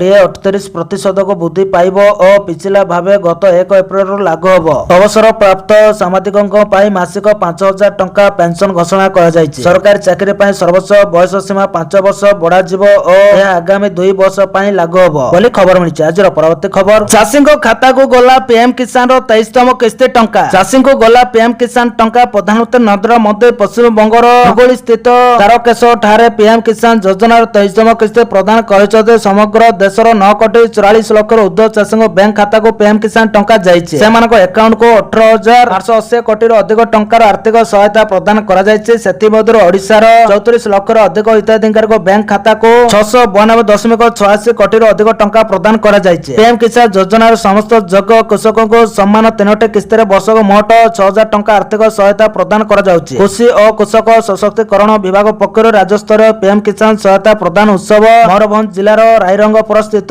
ମମତା ଭବନ ଟାଉନ ହଲ ଠାରେ ଅନୁଷ୍ଠିତ ହୋଇଥିଲା। ଏଥିରେ ଉପମୁଖ୍ୟମନ୍ତ୍ରୀ ତଥା କୃଷି ଓ କୃଷକ ସଶକ୍ତିକରଣ ଶକ୍ତି ମନ୍ତ୍ରୀ କନକ ବର୍ଦ୍ଧନ ସିଂହଦେଓ ଯୋଗ ଦେଇଥିଲେ ବୋଲି ଖବର ମିଳିଛି। ଆଜିର ପରବର୍ତ୍ତୀ ଖବର, ଭାରତର ସାମୁଦ୍ରିକ ଶକ୍ତି ବୃଦ୍ଧି ପାଇଲା। ଭାରତୀୟ ନୌସେନା ସମୁଦ୍ରରେ ନିଜର ଶକ୍ତି ବୃଦ୍ଧି କରିବା ପାଇଁ ନିରନ୍ତର ସ୍ୱଦେଶୀ ଯୁଦ୍ଧ ଜାହାଜକୁ ନୌସେନାରେ ସାମିଲ କରୁଛି। ନୌସେନା ଗୋଟିଏ ପରେ ଗୋଟିଏ ଆଧୁନିକ ଯୁଦ୍ଧ ଜାହାଜ ହାସଲ କରୁଛି। ଏହି କ୍ରମରେ ରବିବାର ନୌସେନାରେ ଆଉ 3ଟି ସ୍ୱଦେଶୀ ଯୁଦ୍ଧ ଜାହାଜ ସାମିଲ ହୋଇଛନ୍ତି। 3 ଯୁଦ୍ଧ ଜାହାଜର କମିଶନିଂ ସମୟରେ ପ୍ରଧାନମନ୍ତ୍ରୀ ନରେନ୍ଦ୍ର ମୋଦି କହିଛନ୍ତି ଆଜି ଭାରତ ଆଉ କେବଳ ଏକ କ୍ଷେତ୍ର ନୁହେଁ, ଏହା ଅନେକ ଦେଶକୁ ଆଧୁନିକ ଅସ୍ତ୍ରଶସ୍ତ୍ର ନିର୍ମାଣ କରି ବିକ୍ରୟ ମଧ୍ୟ କରୁଛି। ଏହା ସହିତ ସ୍ୱଦେଶୀ ଶକ୍ତିକୁ ଅଧିକ ବିକଶିତ କରିଛି ବୋଲି ଖବର ମିଳିଛି। ଆଜିର ପରବର୍ତ୍ତୀ ଖବର, ଓଡ଼ିଶାକୁ ପ୍ରଧାନମନ୍ତ୍ରୀଙ୍କ ବଡ଼ ଉପହାର ଭେଟି ଦେଲେ 47,600 କୋଟିର ପ୍ରକଳ୍ପ। ଓଡ଼ିଶା ଇତିହାସରେ ଲେଖା ହୋଇଛି ସ୍ୱର୍ଣ୍ଣିମ ଅଧ୍ୟାୟ। ଓଡ଼ିଶାର ଭିତ୍ତିଭୂମି, ଯୋଗାଯୋଗ, ଶିକ୍ଷା, ସ୍ୱାସ୍ଥ୍ୟ ଓ ରେଳ ବିକାଶ କ୍ଷେତ୍ରରେ ଯୋଡ଼ି ହୋଇଛି। ଆଉ ଏକ ଅର୍ଦ୍ଧ ଦିନିକିଆ ଗସ୍ତ ଅବସରରେ ବଡ଼ ଉପହାର ଦେଇଛନ୍ତି ପ୍ରଧାନମନ୍ତ୍ରୀ ନରେନ୍ଦ୍ର ମୋଦି। ଜୟ ଜଗନ୍ନାଥ କହି ଭାଷଣ ଆରମ୍ଭ କରିବା ସହ ଦିନିକିଆ ଗସ୍ତରେ ଆସି ଓଡ଼ିଶାବାସୀଙ୍କ ମନ ଜିଣିବାକୁ ଭରପୁର ପ୍ରୟାସ କରିଛନ୍ତି ପ୍ରଧାନମନ୍ତ୍ରୀ ନରେନ୍ଦ୍ର ମୋଦି। ଓଡ଼ିଶାକୁ ମୋଦିଙ୍କ ବଡ଼ ଉପହାର 47,600 କୋଟିର ପ୍ରକଳ୍ପ ଭେଟି ରାଜ୍ୟ ସରକାରଙ୍କ 2 ବର୍ଷ ପୂର୍ତ୍ତି ସମାରୋହରେ ଯୋଗ ଦେବା ଅବସରରେ ଓଡ଼ିଶା ପାଇଁ ଭଣ୍ଡାର ଖୋଲି ଦେଇଛନ୍ତି ପ୍ରଧାନମନ୍ତ୍ରୀ। ରାଷ୍ଟ୍ରପତିଙ୍କ ଜନ୍ମ ମାଟିରୁ ଓଡ଼ିଶାକୁ ଏକାଥରକେ 47,000 କୋଟି ଟଙ୍କାର ପ୍ରକଳ୍ପ ଭେଟି ଦେଇଛନ୍ତି। ସଭା ମଞ୍ଚରୁ ରାଜ୍ୟର ବିଭିନ୍ନ ସ୍ଥାନରେ ହେବାକୁ ଥିବା 11ଟି ନୂଆ ପ୍ରକଳ୍ପର ଶିଳାନ୍ୟାସ ଓ 60ଟି ପ୍ରକଳ୍ପର ଲୋକାର୍ପଣ କରିଛନ୍ତି ବୋଲି ଖବର ମିଳିଛି। ଆଜିର ପରବର୍ତ୍ତୀ ଖବର, ହରମୁଜ ନ ଖୋଲିଲେ ବି ଭାରତକୁ ନାହିଁ ଚିନ୍ତା, ଟ୍ରମ୍ପଙ୍କୁ ଖାତିର ନ କରି ରୁଷରୁ ରେକର୍ଡ ତେଲ ଆମଦାନୀ କରୁଛି ଦେଶ। ଇରାନ ଏବଂ ଆମେରିକା ମଧ୍ୟରେ ପୁଣିଥର ହରମୁଜ ପ୍ରଣାଳୀକୁ ନେଇ ବାକ୍ ଯୁଦ୍ଧ ତୀବ୍ର ହୋଇଛି। ଲେବାନନ ଉପରେ ଇସ୍ରାଏଲର ସମ୍ପତ୍ତି ଆକ୍ରମଣ ପରେ ଇରାନ ପୁଣିଥର ହରମୁଜ ଜଳପଥର ବନ୍ଦ କରିବାକୁ ଘୋଷଣା କରିଛି। ଅନ୍ୟପଟେ ଆମେରିକା ରାଷ୍ଟ୍ରପତି ଡୋନାଲ୍ଡ ଟ୍ରମ୍ପ ଖୋଲା ଚେତାବନୀ ଦେଇ କହିଛନ୍ତି ଯେ ଯଦି 60 ଦିନ ମଧ୍ୟରେ ଶାନ୍ତି ଚୁକ୍ତି ନ ହୁଏ ତେବେ ଆମେରିକା ହରମୁଜରେ ଟୋଲ୍ ଆଦାୟ କରିବା ଆରମ୍ଭ କରିବ। ଏହି ଦୁଇଟି ଖବର ସାରା ବିଶ୍ୱକୁ ଚିନ୍ତାରେ ପକାଇଥିବା ବେଳେ ଭାରତ ପାଇଁ କିନ୍ତୁ ଏକ ଆଶ୍ୱାସନାଜନକ ଖବର ସାମ୍ନାକୁ ଆସିଛି। ଭାରତର ବିଶ୍ୱସ୍ତ ବନ୍ଧୁ ରୁଷ ଏବେ ଦେଶକୁ ରେକର୍ଡ ପରିମାଣର ଔଷଧ ତେଲ ପଠାଉଛି। କ୍ଲେପଲର ତଥ୍ୟ ଅନୁଯାୟୀ 19 ଜୁନ ସୁଦ୍ଧା ଭାରତ ରୁଷରୁ ହାରାହାରି 26.6 ଲକ୍ଷ ବ୍ୟାରେଲ ପ୍ରତିଦିନ କ୍ରୁଡ୍ ଅଏଲ ଆମଦାନୀ କରିଛି, ଯାହା ମେ ମାସରେ 19.1 ଲକ୍ଷ ବିପିଡି ଥିଲା। ଏହା ସହିତ ରୁଷ ଭାରତର ସବୁଠାରୁ ବଡ଼ ତେଲ ଯୋଗାଣକାରୀ ଦେଶ ହୋଇ ରହିଛି ବୋଲି ଖବର ମିଳିଛି। ଆଜିର ପରବର୍ତ୍ତୀ ଖବର, କୃଷି କାର୍ଯ୍ୟର ସମୀକ୍ଷା କଲେ ଉପମୁଖ୍ୟମନ୍ତ୍ରୀ। ଉପମୁଖ୍ୟମନ୍ତ୍ରୀ ତଥା କୃଷି ଓ କୃଷକ ସଶକ୍ତିକରଣ ଶକ୍ତି ମନ୍ତ୍ରୀ କନକ ବନ୍ଦନ ସିଂହଦେଓ ରବିବାର କେନ୍ଦୁଝର ଜିଲ୍ଲା ଗସ୍ତ କରି ବିଭିନ୍ନ କୃଷି କାର୍ଯ୍ୟକ୍ରମ ଏବଂ ଆଗାମୀ ଖରିଫ 2026 ଋତୁ ପାଇଁ ପ୍ରସ୍ତୁତିର ସମୀକ୍ଷା କରିଛନ୍ତି। ଏହି ଗସ୍ତ ସମୟରେ ଉପମୁଖ୍ୟମନ୍ତ୍ରୀ କ୍ଷେତ୍ର ସ୍ତରରେ ଚାଷୀମାନଙ୍କ ସହ ସିଧାସଳଖ ଆଲୋଚନା କରିଥିଲେ ଏବଂ ଧାନ ନର୍ସରୀ ପ୍ରସ୍ତୁତି ଓ ରୁଆ କାର୍ଯ୍ୟର ସ୍ଥିତି ଅନୁଧ୍ୟାନ କରିଥିଲେ। ଏଲ୍ ନିନୋ ଜନିତ ଅସ୍ୱାଭାବିକ ମୌସୁମୀ ପରିସ୍ଥିତିର ସମ୍ଭାବନାକୁ ଦୃଷ୍ଟିରେ ରଖି କେଉଁ ସବୁ ପଦକ୍ଷେପ ଗ୍ରହଣ କରାଯାଇଛି ସେ ସମ୍ପର୍କରେ ସେ ଚାଷୀମାନଙ୍କ ସହ ଆଲୋଚନା କରିଥିଲେ। ଏଥିସହିତ ଜିଲ୍ଲା ପ୍ରଶାସନ ଓ କୃଷି ବିଭାଗର ପ୍ରସ୍ତୁତିର ମଧ୍ୟ ସେ ସମୀକ୍ଷା କରିଥିଲେ ବୋଲି ଖବର ମିଳିଛି। ଆଜିର ପରବର୍ତ୍ତୀ ଖବର, ବିଦ୍ୟାଳୟରେ ଇଣ୍ଡିଆ ବଦଳରେ ଭାରତ ବ୍ୟବହାର। ରାଜ୍ୟ ଅଧୀନସ୍ଥ ଏହି ବିଶ୍ୱବିଦ୍ୟାଳୟର ସମସ୍ତ ଡିଗ୍ରୀ ପ୍ରଦାନ ବେଳେ ଇଣ୍ଡିଆ ବଦଳରେ ଭାରତ ବ୍ୟବହାର କରାଯିବ। ଇଣ୍ଡିଆନ୍ ଏକ୍ସପ୍ରେସକୁ ସାକ୍ଷାତକାର ଦେଇ ରାଣୀ ଦୁର୍ଗାବତୀ ବିଦ୍ୟାଳୟର କୁଳପତି ରାଜେଶ କୁମାର ବର୍ମା କହିଛନ୍ତି ସମସ୍ତ ଡିଗ୍ରୀ ସାର୍ଟିଫିକେଟ ଓ ମାର୍କସିଟରେ ଏଣିକି ଉଭୟ ହିନ୍ଦୀ ଓ ଇଂଲିଶରେ ଭାରତ ବ୍ୟବହାର କରାଯିବ। G20 ସମ୍ମିଳନୀରେ ଭାରତ ନାମ ବ୍ୟବହାର କରାଯାଇଥିଲା। ଆମେ ଭାରତବାସୀ, ଆମ ଦେଶର ପ୍ରକୃତ ନାମ ଭାରତ ପରେ ଭାରତର ନାମ ଇଣ୍ଡିଆ ହୋଇଥିଲା। ତେଣୁ ଆମର କାର୍ଯ୍ୟନିର୍ବାହୀ ପରିଷଦ ଆମର ସମସ୍ତ କାଗଜ ପତ୍ରରେ ଭାରତ ଶବ୍ଦ ବ୍ୟବହାର କରିବା ପାଇଁ ଏକ ପ୍ରସ୍ତାବ ପାରିତ କରିଛି ବୋଲି ଖବର ମିଳିଛି। ଆଜିର ପରବର୍ତ୍ତୀ ଖବର, ଡାକ୍ତରଙ୍କ ବଡ଼ ଚେତାବନୀ, ଜୁଲାଇ 1ରୁ 10 ଦଫା ଦାବି ନେଇ ଆନ୍ଦୋଳନ। ଜୁଲାଇ 1ରେ ଡାକ୍ତର ଦିବସରୁ କାର୍ଯ୍ୟ ବନ୍ଦ କରିବେ ଓଡ଼ିଶା ମେଡିକାଲ ସର୍ଭିସ ଆସୋସିଏସନ। ସମୂହ ଇସ୍ତଫା ଦେବେ ସରକାରୀ ଡାକ୍ତର। ଦୀର୍ଘ ଦିନ ଧରି 10 ଦଫା ଦାବି ନ ପୂରଣ ହେବାରୁ ଏହି ନିଷ୍ପତ୍ତି ନେଇଛନ୍ତି ସଂଘ। କେଡର ପୁନର୍ଗଠନ, ଲେବୁଲ 15 ପେ ସ୍କେଲ ଉଚ୍ଛେଦ, ସ୍ୱଚ୍ଛ ବଦଳି ନୀତି, କେବିକେ ଏକ୍ଜିଟ୍ ପଲିସି ଏବଂ ଦନ୍ତ ଡାକ୍ତରଙ୍କ ଇନସେଣ୍ଟିଭ ଇନ୍ସୁରାନ୍ସ, ଡାକ୍ତରଙ୍କୁ ସୁରକ୍ଷା ଇତ୍ୟାଦି 10 ଦଫା ଦାବି ସରକାରକୁ ଜଣାଇଥିଲା ଓଏମଏସ୍। ହେଲେ ଦାବି ପୂରଣ ନେଇ ସରକାରଙ୍କ ପକ୍ଷରୁ ବହୁବାର ଆଲୋଚନା ହୋଇଥିଲେ ମଧ୍ୟ ଏପର୍ଯ୍ୟନ୍ତ କୌଣସି ପଦକ୍ଷେପ ନିଆଯାଇ ନାହିଁ। ତେଣୁ ଆସନ୍ତା ଜୁଲାଇ 1 ଡାକ୍ତର ଦିବସ ଦିନରୁ ତାରିଖରୁ ରାଜ୍ୟର ସମସ୍ତ ସରକାରୀ ହସ୍ପିଟାଲରେ କାର୍ଯ୍ୟରତ ଡାକ୍ତରମାନେ କାର୍ଯ୍ୟ ବନ୍ଦ କରିବାକୁ ଚେତାବନୀ ଦେଇଛନ୍ତି ବୋଲି ଖବର ମିଳିଛି। ଆଜିର ପରବର୍ତ୍ତୀ ଖବର, ଆପଲ ପ୍ରେମୀକୁ ଲାଗିବ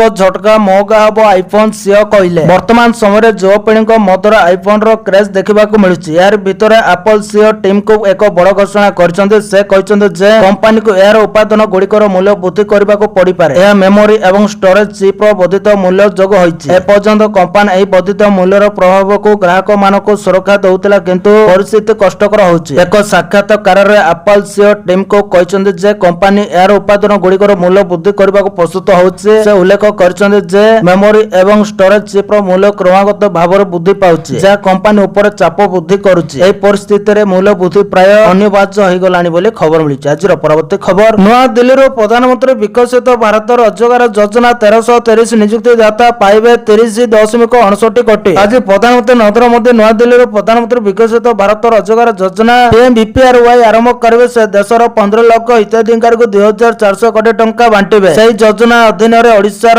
14,430 ଜଣ ପ୍ରଥମ ଥର ନିଯୁକ୍ତି ପାଇଥିବା କର୍ମଚାରୀ କୁ 7,37,30,752 ଟଙ୍କା ପ୍ରଦାନ କରାଯିବ। ତା ସହିତ ରାଜ୍ୟର 1323 ନିଯୁକ୍ତି ଦାତାଙ୍କୁ ମଧ୍ୟ 30,69,14,860 ଟଙ୍କା ଦିଆଯିବ ବୋଲି ଖବର ମିଳିଛି। ଆଜିର ପରବର୍ତ୍ତୀ ଖବର, ଇରାନ ଆମେରିକା ଯୁକ୍ତି ସ୍ୱାକ୍ଷରିତ। ପଶ୍ଚିମ ଏସିଆରେ ଉତ୍ତେଜନା ହ୍ରାସ କରିବା ଦିଗରେ ଏକ ଗୁରୁତ୍ୱପୂର୍ଣ୍ଣ କୂଟନୈତିକ ପଦକ୍ଷେପ ସାମ୍ନାକୁ ଆସିଛି। ଆମେରିକା ଏବଂ ଇରାନ ମଧ୍ୟରେ ପ୍ରସ୍ତାବିତ ଚୁକ୍ତିର ଚିଠା ଉପରେ ପ୍ରାଥମିକ ସହମତି ପ୍ରକାଶ ପାଇଛି ଏବଂ ଉଭୟ ପକ୍ଷ ଏହାକୁ ଆଗକୁ ବଢ଼ାଇବାକୁ ସଂକେତ ଦେଇଛନ୍ତି। ଏହି ଚିଠାରେ ସାମରିକ କାର୍ଯ୍ୟକଳାପ ବନ୍ଦ କରିବା, ସାମୁଦ୍ରିକ ମାର୍ଗର ସୁରକ୍ଷା ସୁନିଶ୍ଚିତ କରିବା, ଅର୍ଥନୈତିକ ପ୍ରତିବନ୍ଧକରୁ ମୁକ୍ତି, ଇରାନର ପୁନଃନିର୍ମାଣରେ ସହଯୋଗ ଏବଂ ପରମାଣୁ କାର୍ଯ୍ୟକ୍ରମ ଉପରେ ନଜର ରଖିବା ଭଳି ଅନେକ ଗୁରୁତ୍ୱପୂର୍ଣ୍ଣ ବ୍ୟବସ୍ଥା ସାମିଲ ରହିଛି। ପଶ୍ଚିମ ଏସିଆରେ ଶାନ୍ତି ଆଡ଼କୁ ଆଉ ଏକ ପାଦ ଆଗକୁ ବଢ଼ିଛି। ଆମେରିକା ରାଷ୍ଟ୍ରପତି ଡୋନାଲ୍ଡ ଟ୍ରମ୍ପ ଆମେରିକା ଇରାନର ଚୁକ୍ତିର ଚିଠା ଉପରେ ସହମତି ପ୍ରକାଶ କରି ସ୍ୱାକ୍ଷର କରିଛନ୍ତି। ଜଣେ ଆମେରିକୀୟ ଅଧିକାରୀଙ୍କ ଅନୁଯାୟୀ ଟ୍ରମ୍ପ ବୁଧବାର ସନ୍ଧ୍ୟାରେ ଭର୍ସାଇ ପ୍ୟାଲେସ୍ ଠାରେ ଆୟୋଜିତ ଏକ ସୌଜନ୍ୟମୂଳକ ରାତ୍ରି ଭୋଜନ ସମୟରେ ଆମେରିକା ଇରାନ ଚୁକ୍ତିର ଚିଠା ଉପରେ ଆନୁଷ୍ଠାନିକ ଭାବରେ ସ୍ୱାକ୍ଷର କରିଛନ୍ତି ବୋଲି ଖବର ମିଳିଛି। ଆଜିର ପରବର୍ତ୍ତୀ ଖବର, କୋଚିଂ ସେଣ୍ଟରରେ ଭୟାବହ ଅଗ୍ନିକାଣ୍ଡ, 3 ମହଲାରୁ ଡେଇଁ ପଡ଼ିଲେ ଛାତ୍ରଛାତ୍ରୀ, 15 ଜଣଙ୍କର ମୃତ୍ୟୁ। ଜଳିଗୋଳା କୋଚିଂ ସେଣ୍ଟର 3 ମହଲାରେ ଚାଲିଥିଲା କୋଚିଂ, ଆଉ ସେତିକିବେଳେ ଉପର ମହଲାରୁ ଲାଗିଥିଲା ନିଆଁ, ଯେଉଁଥିରେ ନିଜ ଜୀବନ ବଞ୍ଚାଇବାକୁ ଯାଇ ଅନେକ ଛାତ୍ରଛାତ୍ରୀ ମହଲା ଉପରୁ ତଳକୁ ଡେଇଁ ପଡ଼ିଥିଲେ। କେବଳ ସେତିକି ନୁହେଁ, ଏହି ଭୟାବହ ଅଗ୍ନିକାଣ୍ଡରେ 15 ଜଣଙ୍କର ମୃତ୍ୟୁ ହୋଇଥିବା ବେଳେ ଏବେ ବି ଅନେକ ଛାତ୍ରଛାତ୍ରୀ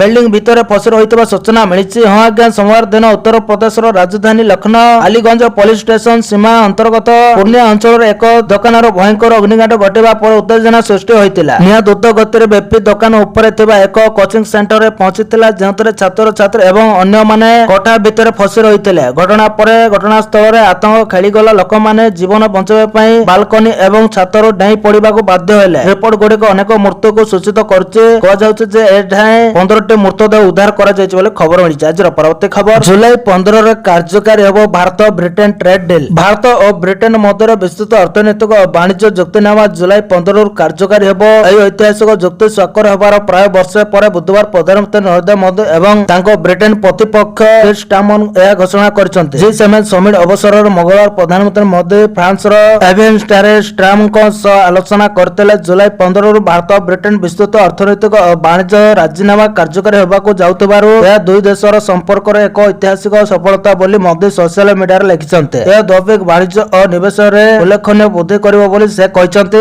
ଗତ ଜୁଲାଇରେ ପ୍ରଧାନମନ୍ତ୍ରୀଙ୍କ ଲଣ୍ଡନ ଗସ୍ତ ଅବସରରେ ବାଣିଜ୍ୟ ଚୁକ୍ତିନାମା ଚୂଡ଼ାନ୍ତ ହୋଇଥିଲା ବୋଲି ଖବର ମିଳିଛି। ଆଜିର ପରବର୍ତ୍ତୀ ଖବର, ଦୂରହବ ତୈଳ ଓ ସାର ସଙ୍କଟ, ହରମୁଜ ପାର କଲା, ଆସିଲା 10 ଅପେକ୍ଷାରେ 11 ଜାହାଜ। ଇରାନ ହରମୁଜ ପୋଡ଼ାଣି ଖୋଲିଛି, ଯାହା ଫଳରେ ପୁଣି ଥରେ ଉଭୟ ଦିଗରେ ଯାତାୟାତ ଆରମ୍ଭ ହୋଇଯାଇଛି। 10ଟି ଭାରତୀୟ ଜାହାଜ ସଫଳତାର ହରମୁଜ ପୋଡ଼ାଣି ଅତିକ୍ରମ କରିସାରିଛି। ଆଉ 11ଟି ଭାରତୀୟ ପତାକା ଥିବା ଜାହାଜ ଅପେକ୍ଷାରେ ରହିଛି। ବିଦେଶ ମନ୍ତ୍ରଣାଳୟର ସୂଚନା ଅନୁସାରେ 17 ଜୁନରୁ ଏପର୍ଯ୍ୟନ୍ତ 11ଟି ଭାରତ ଆସୁଥିବା ଜାହାଜ ହରମୁଜ ପୋଡ଼ାଣି ପାର ହୋଇସାରିଛନ୍ତି। ହରମୁଜ ଅଞ୍ଚଳରେ ସାମୁଦ୍ରିକ ସୁରକ୍ଷା ଉତ୍ତେଜନା ସତ୍ତ୍ୱେ ଭାରତର ଶକ୍ତି ଯୋଗାଣ ଓ ଖାଦ୍ୟ ସୁରକ୍ଷା ପ୍ରଭାବିତ ହୋଇନାହିଁ। ଯଦି ଏହି ରାସ୍ତାରେ କୌଣସି ବାଧା ଆସେ, ତେବେ ବିଶ୍ୱ ତୈଳ ଦର ଆକାଶ ଛୁଆଁ ହୋଇପାରେ। ଅନେକ ଦେଶର ଅର୍ଥନୀତି ପ୍ରଭାବିତ ହୋଇପାରେ। ଭାରତ ନିଜର 80ରୁ 85% ତେଲ ଏହି ରୁଟରେ ଆମଦାନୀ କରୁଛି। ଏମ୍ଇଏ ପ୍ରବକ୍ତା ରଣଧୀର ଜୟସ୍ୱାଲ କହିଛନ୍ତି, ଭାରତ ଜାହାଜ ଗୁଡ଼ିକର ଯିବା ଆସିବା ଜାରି ରହିଛି। ମନ୍ତ୍ରଣାଳୟ ସ୍ଥିତି ଉପରେ ନଜର ରଖିଛି ବୋଲି ଖବର ମିଳିଛି। ଆଜିର ପରବର୍ତ୍ତୀ ଖବର, ସହାୟତା ଘୋଷଣା କଲେ ପ୍ରଧାନମନ୍ତ୍ରୀ ମୋଦି। ଲକ୍ଷ୍ନୌର ଆଲିଗଞ୍ଜ ଅଞ୍ଚଳରେ ଏକ କୋଠାରେ ଭୟଙ୍କର ଅଗ୍ନିକାଣ୍ଡ ଘଟି 15 ଜଣଙ୍କର ମୃତ୍ୟୁ ଘଟିଛି ଏବଂ 4 ଜଣ ଆହତ ହୋଇଛନ୍ତି। ପ୍ରଧାନମନ୍ତ୍ରୀ ମୋଦି ମୃତକଙ୍କ ପ୍ରତି ଗଭୀର ଶୋକ ପ୍ରକାଶ କରିଛନ୍ତି। ସେ ମୃତକଙ୍କ ନିକଟତମ ପରିବାର ପାଇଁ ପ୍ରତ୍ୟେକକୁ 2 ଲକ୍ଷ ଟଙ୍କା ଏବଂ ଆହତଙ୍କ ପାଇଁ 50,000 ଟଙ୍କା ଅନୁକମ୍ପା ରାଶି ଘୋଷଣା କରିଛନ୍ତି। ପ୍ରଧାନମନ୍ତ୍ରୀଙ୍କ କାର୍ଯ୍ୟାଳୟ ଦ୍ୱାରା ଜାରି ଏକ ବାର୍ତ୍ତାରେ ପ୍ରଧାନମନ୍ତ୍ରୀ ମୋଦି କହିଛନ୍ତି, ଉତ୍ତରପ୍ରଦେଶର ଲକ୍ଷ୍ନୌରେ ଅଗ୍ନିକାଣ୍ଡ ଘଟଣାରେ ପ୍ରାଣହାନିରେ ମୁଁ ଦୁଃଖିତ। ଶୋକ ସନ୍ତପ ପରିବାର ସହିତ ମୋର ସମବେଦନା। ଆହତମାନଙ୍କ ଶୀଘ୍ର ଆରୋଗ୍ୟ କାମନା କରୁଛି। ଉଦ୍ଧାର କାର୍ଯ୍ୟ ଚାଲିଛି ଏବଂ ଅଧିକାରୀମାନେ ସମସ୍ତ ପ୍ରକାରର ସହାୟତା ଯୋଗାଇ ଦେଉଛନ୍ତି। ପ୍ରଧାନମନ୍ତ୍ରୀ ଏହି ଦୁର୍ଘଟଣାର ପୀଡ଼ିତାଙ୍କ ପାଇଁ ଆର୍ଥିକ ସହାୟତା ଘୋଷଣା ମଧ୍ୟ କରିଛନ୍ତି। ସେ କହିଛନ୍ତି, ପ୍ରଧାନମନ୍ତ୍ରୀଙ୍କ ଜାତୀୟ ରିଲିଫ ପାଣ୍ଠିରୁ ପ୍ରତ୍ୟେକ ମୃତ ବ୍ୟକ୍ତିଙ୍କ ନିକଟତମ ପରିବାରକୁ 2 ଲକ୍ଷ କ୍ଷତିପୂରଣ ପ୍ରଦାନ କରାଯିବ। ଆହତମାନଙ୍କୁ 50,000 ସହାୟତା ଦିଆଯିବ ବୋଲି ଖବର ମିଳିଛି। ଆଜିର ପରବର୍ତ୍ତୀ ଖବର, ବ୍ରିଟେନ ରାଜନୀତିରେ ବଡ଼ ହଲଚଲ, ପ୍ରଧାନମନ୍ତ୍ରୀ ପଦ ଛାଡ଼ିଲେ କିର୍ ଷ୍ଟାର୍ମର ଦେଲେ ଇସ୍ତଫା। ବ୍ରିଟେନ ୟୁକେ ପ୍ରଧାନମନ୍ତ୍ରୀ କିର୍ ଷ୍ଟାର୍ମରଙ୍କ ଇସ୍ତଫାକୁ ନେଇ ଚାଲିଥିବା ସମସ୍ତ କଳ୍ପନା ଜଳ୍ପନାରେ ଶେଷରେ ବିରାମ ଲାଗିଛି। ଷ୍ଟାର୍ମର ନିଜେ ପ୍ରଧାନମନ୍ତ୍ରୀ ପଦ ଛାଡ଼ିବା ନେଇ ଆଧିକାରିକ ଭାବେ ଘୋଷଣା କରିଛନ୍ତି। ତେବେ ଦେଶର ପରବର୍ତ୍ତୀ ପ୍ରଧାନମନ୍ତ୍ରୀ ଚୟନ ପ୍ରକ୍ରିୟା ଶେଷ ନ ହେବା ପର୍ଯ୍ୟନ୍ତ ସେ ଏହି ପଦବୀରେ କାର୍ଯ୍ୟ ଜାରି ରଖିବେ। ଶାସକ ଲେବର ପାର୍ଟି ମାଧ୍ୟମରେ କ୍ରମାଗତ ଭାବେ ପଡୁଥିବା ଚାପ ଯୋଗୁଁ ସେ ସୋମବାର ଏହି ପଦରୁ ହଟିବା ନେଇ ନିଷ୍ପତ୍ତି ନେଇଛନ୍ତି, ଯାହାଦ୍ୱାରା ଦଳର ନୂତନ ନେତୃତ୍ୱ ଚୟନ ପାଇଁ ରାସ୍ତା ସଫା ହୋଇପାରିବ। ମାତ୍ର 2 ବର୍ଷ ପୂର୍ବେ କିର୍ ଷ୍ଟାର୍ମରଙ୍କ ନେତୃତ୍ୱର ଲେବର ପାର୍ଟି ବ୍ରିଟେନ ନିର୍ବାଚନରେ ଏକ ଐତିହାସିକ ଓ ବମ୍ପର ବିଜୟ ହାସଲ କରିଥିଲା। ଦଳ 74ଟି ଆସନ ସହ ସଂଖ୍ୟାଗରିଷ୍ଠତା ପାଇଁ ସରକାର ଗଠନ କରିଥିଲା। କରିଥିଲା। ସେହି ସମୟରେ ଏହାକୁ ଲେବର ପାର୍ଟିର ଏକ ଶକ୍ତିଶାଳୀ ରାଜନୈତିକ ପ୍ରତ୍ୟାବର୍ତ୍ତନ ବୋଲି କୁହାଯାଉଥିଲା ବୋଲି ଖବର ମିଳିଛି। ଆଜିର ପରବର୍ତ୍ତୀ ଖବର, ସଦରୁନି ପାକିସ୍ତାନ ଅପରେସନ ସିନ୍ଦୁରରେ ହାରିବା ପରେ କହୁଛି ଯୁଦ୍ଧ କରିବ। ପହଲଗାମ ଆକ୍ରମଣ ପରେ ଭାରତ ବନ୍ଦ କଲା ସିନ୍ଧୁ ଜଳ ଅପରେସନ ସିନ୍ଦୁର କଲା। ଆଉ ସେହି ଯୁଦ୍ଧରେ ପାକିସ୍ତାନ ପରାସ୍ତ ହେଲା। ସମଗ୍ର ଦେଶରେ ଅପଦସ୍ତ ହେଲା। ଏବେ ପାଣି ମୁଦାଏ ପାଇଁ ଡହଳ ବିକଳ ହଉଛି। ତଥାପି ମୁହଁ ଫୁଟାଣି ଛାଡୁନି ପାକିସ୍ତାନ। ବାହାସ୍ପଟ ମାରି କହୁଛି ପାଣି ନ ମିଳିଲେ ଭାରତ ବିରୋଧରେ ଯୁଦ୍ଧ କରିବ। ଏପରି ଧମକ ଦେଇଛନ୍ତି ପାକିସ୍ତାନର ପ୍ରତିରକ୍ଷା ମନ୍ତ୍ରୀ ଖାଉଜା ହାଫିଜ। ପାକିସ୍ତାନର ପ୍ରତିରକ୍ଷା ମନ୍ତ୍ରୀ ଖାଉଜା ହାଫିଜ ଭାରତକୁ ଧମକ ଦେଇଛନ୍ତି ଯଦି ପାଣିର ସୁରକ୍ଷା ବିପଦରେ ପଡେ ତେବେ ଇସଲାମାବାଦ ସୈନ୍ୟ କାର୍ଯ୍ୟାନୁଷ୍ଠାନ ନେଇପାରେ। ତାଙ୍କର ଏହି କଥା ଏପରି ସମୟରେ ଆସିଛି ଯେତେବେଳେ ପାକିସ୍ତାନ ଗୁରୁତର ପାଣି ସଙ୍କଟ ସହ ସଂଘର୍ଷ କରିଛି। ଆର୍ଯ୍ୟ ନ୍ୟୁଜକୁ ସାକ୍ଷାତକାର ଦେଇ ଖାଉଜା ହାଫିଜ କହିଛନ୍ତି ଯେଉଁ ମୁହୂର୍ତ୍ତରେ ଆମକୁ ଲାଗିବ ଜାତୀୟ ସୁରକ୍ଷାର ଅଂଶ ଭାବେ ପାଣି ବିପଦରେ ଅଛି ସେହି ସମୟରେ ଆମେ ଭାରତ ବିରୋଧରେ ଯୁଦ୍ଧ ଆରମ୍ଭ କରିବ। ପାଣି ପାଇଁ ଯୁଦ୍ଧ ହେବା ପକ୍କା। ଖାଉଜା ହାଫିଜଙ୍କ ମନ୍ତବ୍ୟ ପରେ ଜଳଶକ୍ତି ମନ୍ତ୍ରୀ ସିଆର ପାଟିଲଙ୍କ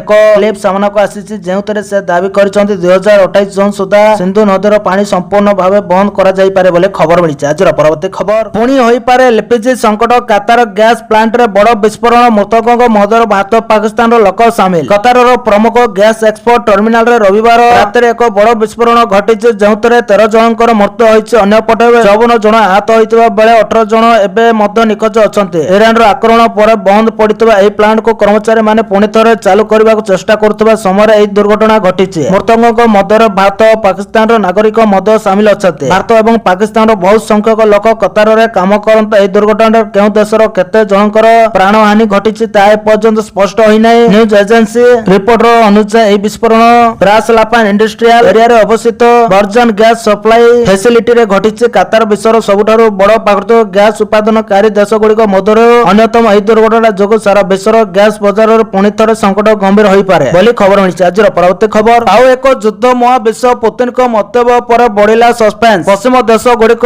ହିଟଲରଙ୍କ ଚାଲ ଚଳାଉଛନ୍ତି କିନ୍ତୁ ଆମେ ସତର୍କ ଅଛୁ, ଯୁଦ୍ଧ ପାଇଁ ପ୍ରସ୍ତୁତ ଅଛୁ। ରୁଷ ରାଷ୍ଟ୍ରପତି ଭ୍ଲାଦିମିର ପୁତିନଙ୍କ ଏଭଳି ମନ୍ତବ୍ୟ ଅନେକ କଥା କହୁଛି। ଆଉ ଏକ ଯୁଦ୍ଧ ପାଇଁ ତାଙ୍କର ଏହା ଇସାରା ହୋଇପାରେ ବୋଲି ଆଲୋଚନା ହେଉଛି। ଯୁଦ୍ଧକୁ ନେଇ ସମଗ୍ର ବିଶ୍ୱ ଜଳୁଥିବା ବେଳେ ପୁତିନଙ୍କ ଏହି ମନ୍ତବ୍ୟ ଶାନ୍ତିପ୍ରିୟ ଦେଶଗୁଡ଼ିକ ଭିତରେ ଉଭୟର ବାତାବରଣ ଖେଳେଇ ଦେଇଛି। ରୁଷର ରାଷ୍ଟ୍ରପତି ଭ୍ଲାଦିମିର ପୁତିନ ଆଉ ଥରେ ପଶ୍ଚିମ ଦେଶଗୁଡ଼ିକ ଉପରେ ତୀବ୍ର ଆକ୍ରମଣ କରିଛନ୍ତି। ସେ କହିଛନ୍ତି ନାଟୋ ଓ ୟୁରୋପୀୟ ସଂଘ ଭଳି ପଶ୍ଚିମ ଦେଶଗୁଡ଼ିକ ରୁଷ ସହିତ ଖୋଲାଖୋଲି ଯୁଦ୍ଧ ପାଇଁ ପ୍ରସ୍ତୁତ ହେଉଛନ୍ତି, ନିଜକୁ ବଞ୍ଚାଇବା ପାଇଁ ମିଛ ପ୍ରଚାର କରୁଛନ୍ତି। ପୁତିନ ଅଭିଯୋଗ କରିଛନ୍ତି ପଶ୍ଚିମ ଦେଶଗୁଡ଼ିକ ପ୍ରଥମେ ରୁଷ ପାଇଁ ବିପଦ ସୃଷ୍ଟି କରନ୍ତି। ଯେତେବେଳେ ରୁଷ ନିଜ ସୁରକ୍ଷା ପାଇଁ ପଦକ୍ଷେପ ନିଏ ସେତେବେଳେ ନିଜର ସାମରିକ ବୁଦ୍ଧିକୁ ନ୍ୟାୟସଙ୍ଗତ ଦର୍ଶାନ୍ତି ବୋଲି ଖବର ମିଳିଛି। ଆଜିର ପରବର୍ତ୍ତୀ ଖବର, ଇରାନ ଉପରୁ ହଟିଲା ବ୍ୟାନ୍, ତେଲ ସମସ୍ୟା ହେବ ଦୂର। ସୁଇଜରଲ୍ୟାଣ୍ଡରେ ହୋଇଥିବା ପ୍ରଥମ ପର୍ଯ୍ୟାୟ ଆଲୋଚନା ପରେ ଆମେରିକା ଏବଂ ଇରାନ ମଧ୍ୟରେ ଅନେକ ପ୍ରସଙ୍ଗର ପ୍ରାଥମିକ ସହମତି ପ୍ରକାଶ ପାଇଛି। ଏଥିମଧ୍ୟରେ ଇରାନକୁ ତେଲ ବିକ୍ରି ପାଇଁ ମିଳିଥିବା 60 ଦିନର ରିହାତି ସବୁଠାରୁ ଗୁରୁତ୍ୱପୂର୍ଣ୍ଣ।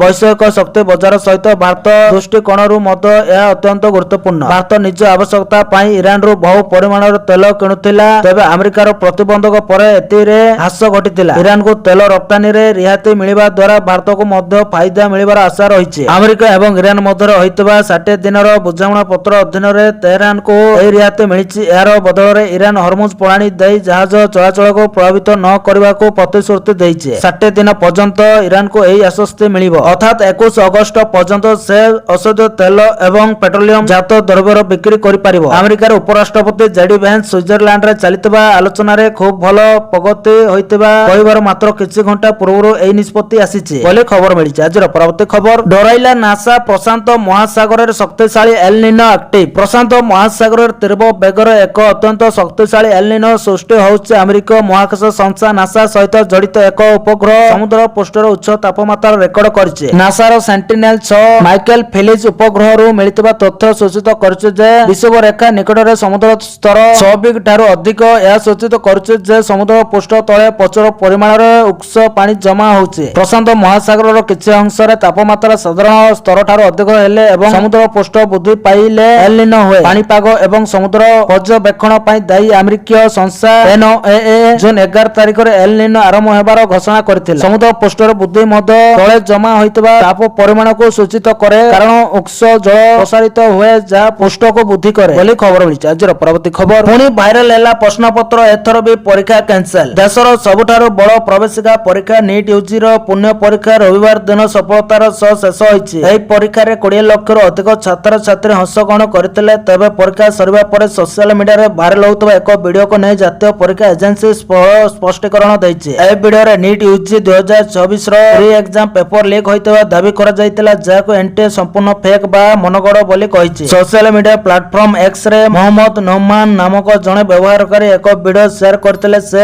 ଏହି ଭିଡିଓ ସହ ଲେଖିଥିଲେ, ଦୟାକରି ଇଣ୍ଟରନେଟରେ ମିଳିଥିବା ଏହି ଭିଡିଓ ବିଷୟରେ ସଠିକ ସୂଚନା ଦିଅନ୍ତୁ, ଏହାର ଯାଞ୍ଚ କରନ୍ତୁ ଏବଂ ଅଧିକୃତ ସୂଚନା ପ୍ରଦାନ କରନ୍ତୁ। ଏହାଦ୍ୱାରା ଟେଲିଗ୍ରାମ ବ୍ୟାନକୁ ନେଇ ମଧ୍ୟ ଅନେକ ପ୍ରଶ୍ନ ଉଠୁଛି। କଣ ପୁଣି ଥରେ କିଛି ଗଡବଡ ହୋଇନାହିଁ ତ? ନା, ଏହା କେବଳ ସତର୍କତାମୂଳକ ପଦକ୍ଷେପ ଥିଲା। ସ୍ପଷ୍ଟ ସୂଚନା ମିଳିଲେ ସାହାଯ୍ୟ ହେବ ବୋଲି ଖବର ମିଳିଛି। ଆଜିର ପରବର୍ତ୍ତୀ ଖବର, ଖାତାକୁ ଆସିନି କି ପିଏମ କିଷାନର 23ତମ କିସ୍ତି? ପ୍ରଧାନମନ୍ତ୍ରୀ ନରେନ୍ଦ୍ର ମୋଦି ପଶ୍ଚିମବଙ୍ଗର ତାରକେଶ୍ୱର ଠାରେ ଆୟୋଜିତ ଏକ ସ୍ୱତନ୍ତ୍ର କାର୍ଯ୍ୟକ୍ରମରେ ପ୍ରଧାନମନ୍ତ୍ରୀ କିଷାନ ସମ୍ମାନ ନିଧି ଯୋଜନାର 23ତମ କିସ୍ତି ଜାରି କରିଛନ୍ତି। ଏହି କିସ୍ତି ଅଧୀନରେ ଦେଶର 9.44 କୋଟିରୁ ଅଧିକ ଚାଷୀ ପରିବାରଙ୍କ ବ୍ୟାଙ୍କ ଖାତାକୁ ଡାଇରେକ୍ଟ ବେନିଫିଟ ଟ୍ରାନ୍ସଫର ଡିବିଟି ମାଧ୍ୟମରେ 18,880 କୋଟିରୁ ଅଧିକ ଟଙ୍କା ପଠାଯାଇଛି। ଏଭଳି ପରିସ୍ଥିତିରେ ଯଦି ଆପଣଙ୍କ ଆକାଉଣ୍ଟକୁ ଏହି କିସ୍ତିର 2,000 ଟଙ୍କା ଆସିନାହିଁ, ତେବେ ଏହି ଖବର ଆପଣଙ୍କ ପାଇଁ ନିହାତି ଜରୁରୀ। ଟଙ୍କା ନ ଆସିଲେ କଣ କରିବେ ଜାଣନ୍ତୁ ସମ୍ପୂର୍ଣ୍ଣ ପ୍ରକ୍ରିୟା। କେଉଁ କାରଣରୁ ଅଟକି ଯାଏ ଟଙ୍କା? ପିଏମ କିଷାନ ଯୋଜନାର ଲାଭ ପାଇବା ପାଇଁ କିଛି ସର୍ତ୍ତ ପୂରଣ କରିବା ବାଧ୍ୟତାମୂଳକ, ନଚେତ ଆପଣଙ୍କ ଟଙ୍କା ଅଟକି ଯାଇପାରେ। ଇକେୱାଇସି, କୃଷକମାନେ ନିଜ ଆକାଉଣ୍ଟକୁ ଇକେୱାଇସି କରିବା ଜରୁରୀ। ଭୂମି ଯାଞ୍ଚ, ଜମିର ସଠିକ ଯାଞ୍ଚ ପ୍ରକ୍ରିୟା ସରିବା ଆବଶ୍ୟକ। ବ୍ୟାଙ୍କ ଆକାଉଣ୍ଟ ଲିଙ୍କିଂ, ବ୍ୟାଙ୍କ ଖାତା ସହିତ ପରିଚୟ ପତ୍ର ବା ଆଧାର ସଠିକ ଭାବେ ଲିଙ୍କ ହୋଇଥିବା ଆବଶ୍ୟକ। ଟଙ୍କା ଆସିନଥିଲେ ଏଠାରେ କରନ୍ତୁ ଅଭିଯୋଗ। ଯଦି ଆପଣଙ୍କ ଖାତାକୁ 23ତମ କିସ୍ତିର ଟଙ୍କା ଆସିନାହିଁ, ତେବେ ବ୍ୟସ୍ତ ହେବାର କାରଣ ନାହିଁ। ଆପଣ ସରକାରଙ୍କ ଅଫିସିଆଲ ହେଲ୍ପଲାଇନ ନମ୍ବର 155,261 ଏବଂ 180018011551 କୁ କଲ କରି ନିଜର ଅଭିଯୋଗ ଦାଖଲ କରିପାରିବେ ବୋଲି ଖବର ମିଳିଛି। ଆଜିର ପରବର୍ତ୍ତୀ ଖବର, କକରୋଜ ଜନତା ପାର୍ଟି ଉପରେ ପ୍ରଥମ ଥର ପାଇଁ ଆସିଲା ଧର୍ମେନ୍ଦ୍ର ପ୍ରଧାନଙ୍କ ବୟାନ। ନିଟ୍ ପରୀକ୍ଷାରେ ହୋଇଥିବା କଥିତ ଅନିୟମିତତା ଏବଂ ପେପର ଲିକ୍ ପରେ ସାରା ଦେଶର ଛାତ୍ରଛାତ୍ରୀଙ୍କ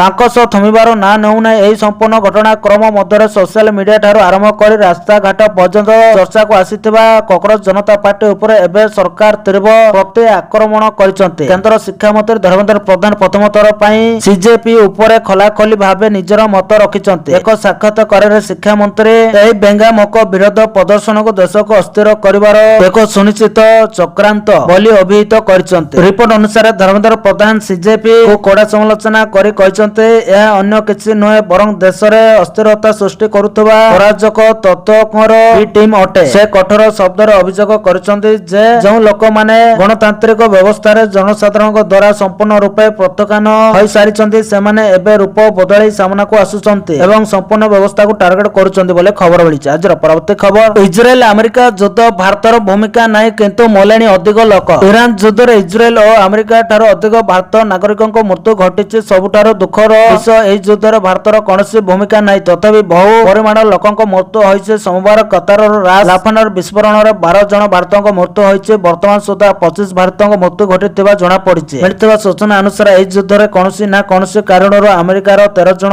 ଓ ଇସ୍ରାଏଲର 24 ଜଣ ନାଗରିକଙ୍କ ମୃତ୍ୟୁ ହୋଇଛି। ଯୁଦ୍ଧରେ ଇସ୍ରାଏଲର ଆକ୍ରମଣରେ ସବୁଠୁ ଅଧିକ ଲେବାନନରେ 4,000 ଓ ଇରାନରେ 3,600 ଲୋକଙ୍କ ମୃତ୍ୟୁବରଣ କରିଛନ୍ତି। 28 ଫେବୃଆରୀ ଯୁଦ୍ଧର ଆରମ୍ଭ ହୋଇଥିଲା। ଏହି ଯୁଦ୍ଧରେ ଇରାନର ସର୍ବୋଚ୍ଚ ନେତା ଆୟାତୁଲ୍ଲା ଅଲି ଖାମିନିଙ୍କ ଠାରୁ ଆରମ୍ଭ କରି ଇସଲାମିକ ରିଭଲ୍ୟୁସନାରୀ ଗାର୍ଡର ମୁଖ୍ୟ ମହମ୍ମଦ ପାକପୁର ଓ ଇରାନର ସର୍ବୋଚ୍ଚ ସୁରକ୍ଷା ପରିଷଦର ସଚିବ ଅଲି ଲାରିଜାନିଙ୍କ ପର୍ଯ୍ୟନ୍ତ ହତ୍ୟା ହୋଇସାରିଛି। କାତାରର ରାସ ଲାଫାନ ବ୍ୟତୀତ ଭାରତର 6 ଜଣ ନାଗରିକ ହରମୁଜରେ ମୃତ୍ୟୁବରଣ କରିଛନ୍ତି। ସେମାନଙ୍କ ମଧ୍ୟରୁ 3 ଜଣ ନାଗରିକଙ୍କ ମୃତ୍ୟୁ ଆମେରିକୀୟ ଆକ୍ରମଣରେ ହୋଇଛି। ଭାରତ ଏହାକୁ ନେଇ ଆମେରିକା ବିରୋଧରେ କଡ଼ା ଅସନ୍ତୋଷ ପ୍ରକାଶ କରିଥିଲା। ନିଜେ ବିଦେଶ ମନ୍ତ୍ରୀ ଏସ୍ ଜୟଶଙ୍କର ଆମେରିକା ବିଦେଶ ମନ୍ତ୍ରୀଙ୍କୁ ଫୋନ କରି ଏଥିରେ ପ୍ରତିରୋଧ ଜଣାଇଥିଲେ। ଏହା ବ୍ୟତୀତ କତାରରେ ଗତ କିଛି ଦିନ ତଳେ ଏକ ଆକ୍ରମଣରେ ଜଣେ ଭାରତଙ୍କ ମୃତ୍ୟୁ ହୋଇଯାଇଥିଲା। ବର୍ତ୍ତମାନ ପର୍ଯ୍ୟନ୍ତ 25 ଜଣ ଭାରତଙ୍କ ମୃତ୍ୟୁ ହୋଇସାରିଛି ବୋଲି ଖବର ମିଳିଛି। ଆଜିର ପରବର୍ତ୍ତୀ ଖବର, କେନ୍ଦ୍ର କର୍ମଚାରୀଙ୍କ ପାଇଁ ବଡ଼ ଖବର, ସେପ୍ଟେମ୍ବରରେ ବଢିପାରେ ମହଙ୍ଗା ଭତ୍ତା। କେନ୍ଦ୍ର ସରକାରୀ କର୍ମଚାରୀ ଓ ପେନସନ ଭୋଗୀଙ୍କ ପାଇଁ ଏକ ବଡ଼ ଖବର ସାମ୍ନାକୁ ଆସିଛି। ସୂଚନା ଅନୁଯାୟୀ ଆସନ୍ତା ସେପ୍ଟେମ୍ବର ମାସରେ ସରକାରଙ୍କ ପକ୍ଷରୁ ମହଙ୍ଗା ଭତ୍ତା ବୃଦ୍ଧି ନେଇ ଘୋଷଣା କରାଯିବାର ସମ୍ଭାବନା ରହିଛି। ଅନ୍ୟପଟେ ଅଷ୍ଟମ ବେତନ କମିଶନକୁ ନେଇ ମଧ୍ୟ ଏକ ବଡ଼ ଅପଡେଟ୍ ଆସିଛି। ଭାରତ ସରକାରଙ୍କ ଦ୍ୱାରା ଅକ୍ଟୋବର 2025ରେ ଟର୍ମସ୍ ଅଫ ରେଫରେନ୍ସ ମଞ୍ଜୁର ହେବା ପରଠାରୁ ଅଷ୍ଟମ ବେତନ କମିଶନ ଗତ ପ୍ରାୟ 8 ମାସ ହେବ କାର୍ଯ୍ୟ କରୁଛନ୍ତି। କମିଶନଙ୍କ ପାଖରେ ଏବେ ମଧ୍ୟ 10 ମାସର ସମୟ ବାକି ଅଛି। ଏହି କମିଶନ ପ୍ରାୟ 55 ଲକ୍ଷ କାର୍ଯ୍ୟରତ କେନ୍ଦ୍ର ସରକାରୀ କର୍ମଚାରୀ ଏବଂ ପ୍ରାୟ 69 ଲକ୍ଷ ପେନସନଭୋଗୀଙ୍କ ଦରମା, ପେନସନ ଏବଂ ଭତ୍ତାରେ ପରିବର୍ତ୍ତନ ପାଇଁ ସୁପାରିଶ କରିବେ। କେନ୍ଦ୍ର ସରକାର ବର୍ଷକୁ 2 ଥର ମହଙ୍ଗା ଭତ୍ତା ଘୋଷଣା କରିଥାନ୍ତି। ଗତ 18 ଏପ୍ରିଲ 2024ର ଆଧିକାରିକ ଘୋଷଣା ଅନୁଯାୟୀ ଜାନୁଆରୀ 2024 ପାଇଁ ସରକାରୀ କର୍ମଚାରୀଙ୍କ ଏବଂ ପେନସନଭୋଗୀଙ୍କ ମହଙ୍ଗା ସହାୟତା ଡିଆରରେ 2% ବୃଦ୍ଧି କରାଯାଇଥିଲା, ଯାହା ଫଳରେ ମୋଟ ଦର 60% ପ୍ରତିଶତରେ ପହଞ୍ଚିଛି ବୋଲି ଖବର ମିଳିଛି। ଆଜିର ପରବର୍ତ୍ତୀ ଖବର, ଦୂର ହେବ ଟ୍ୱିନ୍ ସିଟିର ଟ୍ରାଫିକ ଜାମ୍ ସମସ୍ୟା। ଦୂର ହେବ ଟ୍ୱିନ୍ ସିଟିର ଟ୍ରାଫିକ ଜାମ୍ ସମସ୍ୟା। ଟ୍ୱିନ୍ ସିଟିରେ ଟ୍ରାଫିକ ଜାମ୍ ସମସ୍ୟାର ସୁଧାର ଆଣିବାକୁ ସରକାରଙ୍କ ପଦକ୍ଷେପ। ଭୁବନେଶ୍ୱର କଟକ ଟ୍ୱିନ୍ ସିଟିରେ ବଢୁଥିବା ଟ୍ରାଫିକ ସମସ୍ୟା ସ୍ଥାୟୀ ଓ ତ୍ୱରାନ୍ୱିତ ସମାଧାନ ପାଇଁ ଏକ ସ୍ୱତନ୍ତ୍ର କମିଟି ଗଠନ କରିଛନ୍ତି ରାଜ୍ୟ ସରକାର। ଉନ୍ନୟନ କମିଶନର ଦେଓରଞ୍ଜନ ସିଂଙ୍କ ଅଧ୍ୟକ୍ଷତାରେ ଗତ 5 ମେରେ ଅନୁଷ୍ଠିତ ଉଚ୍ଚସ୍ତରୀୟ ବୈଠକରେ ନିଆଯାଇଥିବା ନିଷ୍ପତ୍ତି ଅନୁଯାୟୀ ଏହି କମିଟି ଗଠନ କରାଯାଇଛି। କମିଟିରେ ପୂର୍ତ୍ତ ବିଭାଗର ଇନଫ୍ରାଷ୍ଟ୍ରକ୍ଚର ଇଞ୍ଜିନିୟର, ଭୁବନେଶ୍ୱର ମହାନଗର ନିଗମର ଅତିରିକ୍ତ କମିଶନର, ଭୁବନେଶ୍ୱର ଉନ୍ନୟନ କର୍ତ୍ତୃପକ୍ଷର ଇଞ୍ଜିନିୟର ସଦସ୍ୟ, କମିଶନରେଟ ପୋଲିସର ଟ୍ରାଫିକ ଏସପି ଏବଂ ଟ୍ରାଫିକ ପୁଲିସର ଅତିରିକ୍ତ ଡିସିପିଙ୍କୁ ସଦସ୍ୟ ଭାବେ ସାମିଲ କରାଯାଇଛି। ଏହି କମିଟି ବିଭିନ୍ନ ସଂସ୍ଥା ଓ ବିଭାଗ ମଧ୍ୟରେ ସମନ୍ୱୟ ରକ୍ଷା କରି ଟ୍ରାଫିକ ସମସ୍ୟାର ସମାଧାନ ଖୋଜିବ। ପୂର୍ତ୍ତ ବିଭାଗ ପକ୍ଷରୁ ଜାରି ହୋଇଥିବା ଆଦେଶ ଅନୁସାରେ ଭୁବନେଶ୍ୱର ଓ କଟକର ବିଭିନ୍ନ ସ୍ଥାନରେ ଟ୍ରାଫିକ ଜାମ୍ ବଢୁଛି। ଏଣୁ ଟ୍ରାଫିକ ଜାମ୍ ହେଉଥିବା ସ୍ଥାନଗୁଡ଼ିକୁ ଚିହ୍ନଟ କରିବା ସହ ସଫଳକାଳୀନ ପଦକ୍ଷେପ ଗୁଡ଼ିକର ଯାଞ୍ଚ ଓ ଅନୁମୋଦନ କରିବ। ଏହି ବିଶେଷ କରି ଯାନବାହନ ଓ ପଥଚାରୀଙ୍କ ଗତିବିଧି ସୁଗମ କରିବ, ରାସ୍ତା ଲେଆଉଟରେ ଆବଶ୍ୟକ ସଂଶୋଧନ ଆଣିବ ଏବଂ ଟ୍ରାଫିକ ପରିଚାଳନାକୁ ଅଧିକ କାର୍ଯ୍ୟକ୍ଷମ କରିବା ଉପରେ କମିଟି ଗୁରୁତ୍ୱ ଦେବ ବୋଲି ଖବର ମିଳିଛି। ଆଜିର ପରବର୍ତ୍ତୀ ଖବର, ସରକାର ବଦଳାଇ ଦେଲେ ରାସନ କାର୍ଡ ନିୟମ ହିତାଧିକାରୀଙ୍କୁ ମିଳିବ ଆଶ୍ୱସ୍ତି। ଦେଶରେ ରାସନ ସାମଗ୍ରୀ ପାଇବା ବ୍ୟବସ୍ଥାକୁ ଅଧିକ ସହଜ ଓ ସରଳ କରିବା ପାଇଁ କେନ୍ଦ୍ର ସରକାର କ୍ରମାଗତ ଭାବେ ଡିଜିଟାଲ ବ୍ୟବସ୍ଥା ଉପରେ କାର୍ଯ୍ୟ କରୁଛନ୍ତି। ଏହି କ୍ରମରେ ସରକାର ଏକ ବଡ଼ ସୁବିଧା ଲାଗୁ କରିଛନ୍ତି, ଯାହାଦ୍ୱାରା ଏଣିକି ରେସନ କାର୍ଡଧାରୀଙ୍କୁ ସମସ୍ତ ସାମଗ୍ରୀ ନେବା ପାଇଁ ଗୋଟେ ନିର୍ଦ୍ଦିଷ୍ଟ ଦୋକାନ ଉପରେ ନିର୍ଭର କରିବାକୁ ପଡ଼ିବ ନାହିଁ। ଏବେ ଆପଣ ଆପଣଙ୍କ ସୁବିଧା ଅନୁଯାୟୀ ଯେକୌଣସି ରେସନ ଦୋକାନରୁ ଅଲଗା ଅଲଗା ଖାଦ୍ୟ ଶସ୍ୟ ନେଇପାରିବେ। ଅର୍ଥାତ୍ ଆପଣ ଚାହିଁଲେ ଗୋଟେ ଦୋକାନରୁ ଗହମ ଏବଂ ଅନ୍ୟ ଏକ ଦୋକାନରୁ ଚାଉଳ ସଂଗ୍ରହ କରିପାରିବେ। ଏହି ନୂତନ ବ୍ୟବସ୍ଥାର ସବୁଠାରୁ ବଡ଼ ସୁବିଧା ହେଉଛି ଯେ ଗ୍ରାହକ ମାନଙ୍କୁ ଆଉ ରାସନ ଦୋକାନ ଆଗରେ ଘଣ୍ଟା ଘଣ୍ଟା ଧରି ଲମ୍ବା ଲାଇନରେ ଲଗାଇବାକୁ ପଡ଼ିବ ନାହିଁ। ଅନେକ ସମୟରେ ମେସିନରେ ଆଙ୍ଗୁଠି ଚିହ୍ନ ନ ମିଶିବା କିମ୍ବା ଦୋକାନରେ ଷ୍ଟକ୍ ସରିଯିବା କାରଣରୁ ଗ୍ରାହକକୁ ସମ୍ପୂର୍ଣ୍ଣ ରାସନ ମିଳିପାରି ନଥାଏ। କିନ୍ତୁ ଏବେ ଆପଣ ନିଜ ଆବଶ୍ୟକତା ମୁତାବକ ସାମଗ୍ରୀ ଭାଗ ଭାଗ କରି ଭିନ୍ନ ଭିନ୍ନ ସ୍ଥାନରୁ ଆଣିପାରିବେ। କେନ୍ଦ୍ର ଗ୍ରାମ ଉନ୍ନୟନ ରାଷ୍ଟ୍ରମନ୍ତ୍ରୀ ବିଏଲ୍ ବର୍ମା ନିଜର ଏକ ସୋସିଆଲ ମିଡିଆ ପୋଷ୍ଟ ଜରିଆରେ ଏହି ଗୁରୁତ୍ୱପୂର୍ଣ୍ଣ ସୂଚନା ଦେଇଛନ୍ତି। ପେଟିଏମ୍ ଭଳି କାମ କରିବ ଓଏନଓଆରସି। କେନ୍ଦ୍ରମନ୍ତ୍ରୀ ବିଏଲ୍ ବର୍ମା କହିଛନ୍ତି ଯେ ସରକାର ଓଏନଓଆରସି ଯୋଜନା ଅଧୀନରେ ଗରିବ ଲୋକଙ୍କ ପାଇଁ ଖାଦ୍ୟଶସ୍ୟ ବଣ୍ଟନ ପ୍ରକ୍ରିୟାକୁ ଅତି ସହଜ କରୁଛନ୍ତି। ରାସନ କାର୍ଡଧାରୀମାନେ ନିଜ ସୁବିଧା ଅନୁସାରେ ଦେଶର ଯେକୌଣସି ରାଜ୍ୟ କିମ୍ବା ସହରରୁ ନିଜ କୋଟାର ରାସନ ସାମଗ୍ରୀ ସଂଗ୍ରହ କରିପାରିବେ। ଯେଉଁଭଳି ଜଣେ ବ୍ୟକ୍ତି ନିଜ ଆବଶ୍ୟକତା ଅନୁଯାୟୀ ଦେଶର ଯେକୌଣସି ଏଟିଏମ୍ ମେସିନରୁ ଟଙ୍କା ଉଠାଇ ପାରନ୍ତି, ଠିକ୍ ସେହିପରି ଏହି ବ୍ୟବସ୍ଥା ଦ୍ୱାରା ଦେଶର ଯେକୌଣସି କୋଣରୁ ନିଜ ପାଇଁ ଖାଦ୍ୟଶସ୍ୟ ହାସଲ କରିହେବ ବୋଲି ଖବର ମିଳିଛି। ତ ଧନ୍ୟବାଦ ଦର୍ଶକ ବନ୍ଧୁମାନେ, ଏଥିଲା ଆଜିର 20ଟି ବଡ଼ ମୁଖ୍ୟ ଖବର। ଯଦି ଭିଡ଼ିଓଟି ଭଲ ଲାଗିଛି ହେଲେ ଭିଡ଼ିଓକୁ ଲାଇକ୍ କରିବା ସହିତ ଆମ ଚ୍ୟାନେଲକୁ ସବସ୍କ୍ରାଇବ କରି ପାଖରେ ଥିବା ବେଲ୍ ଆଇକନକୁ ଦବାଇ ଅଲ୍ ଉପରେ କ୍ଲିକ୍ କରି ରଖନ୍ତୁ, ଯାହାଦ୍ୱାରା ଯେବେ ବି ଯେକୌଣସି ଖବର ସର୍ବପ୍ରଥମେ ଜାଣିପାରିବେ। ଆଉ ଭିଡ଼ିଓକୁ ଶେଷ ପର୍ଯ୍ୟନ୍ତ ଦେଖିଥିବାରୁ ଆପଣମାନଙ୍କୁ ବହୁତ ବହୁତ ଧନ୍ୟବାଦ।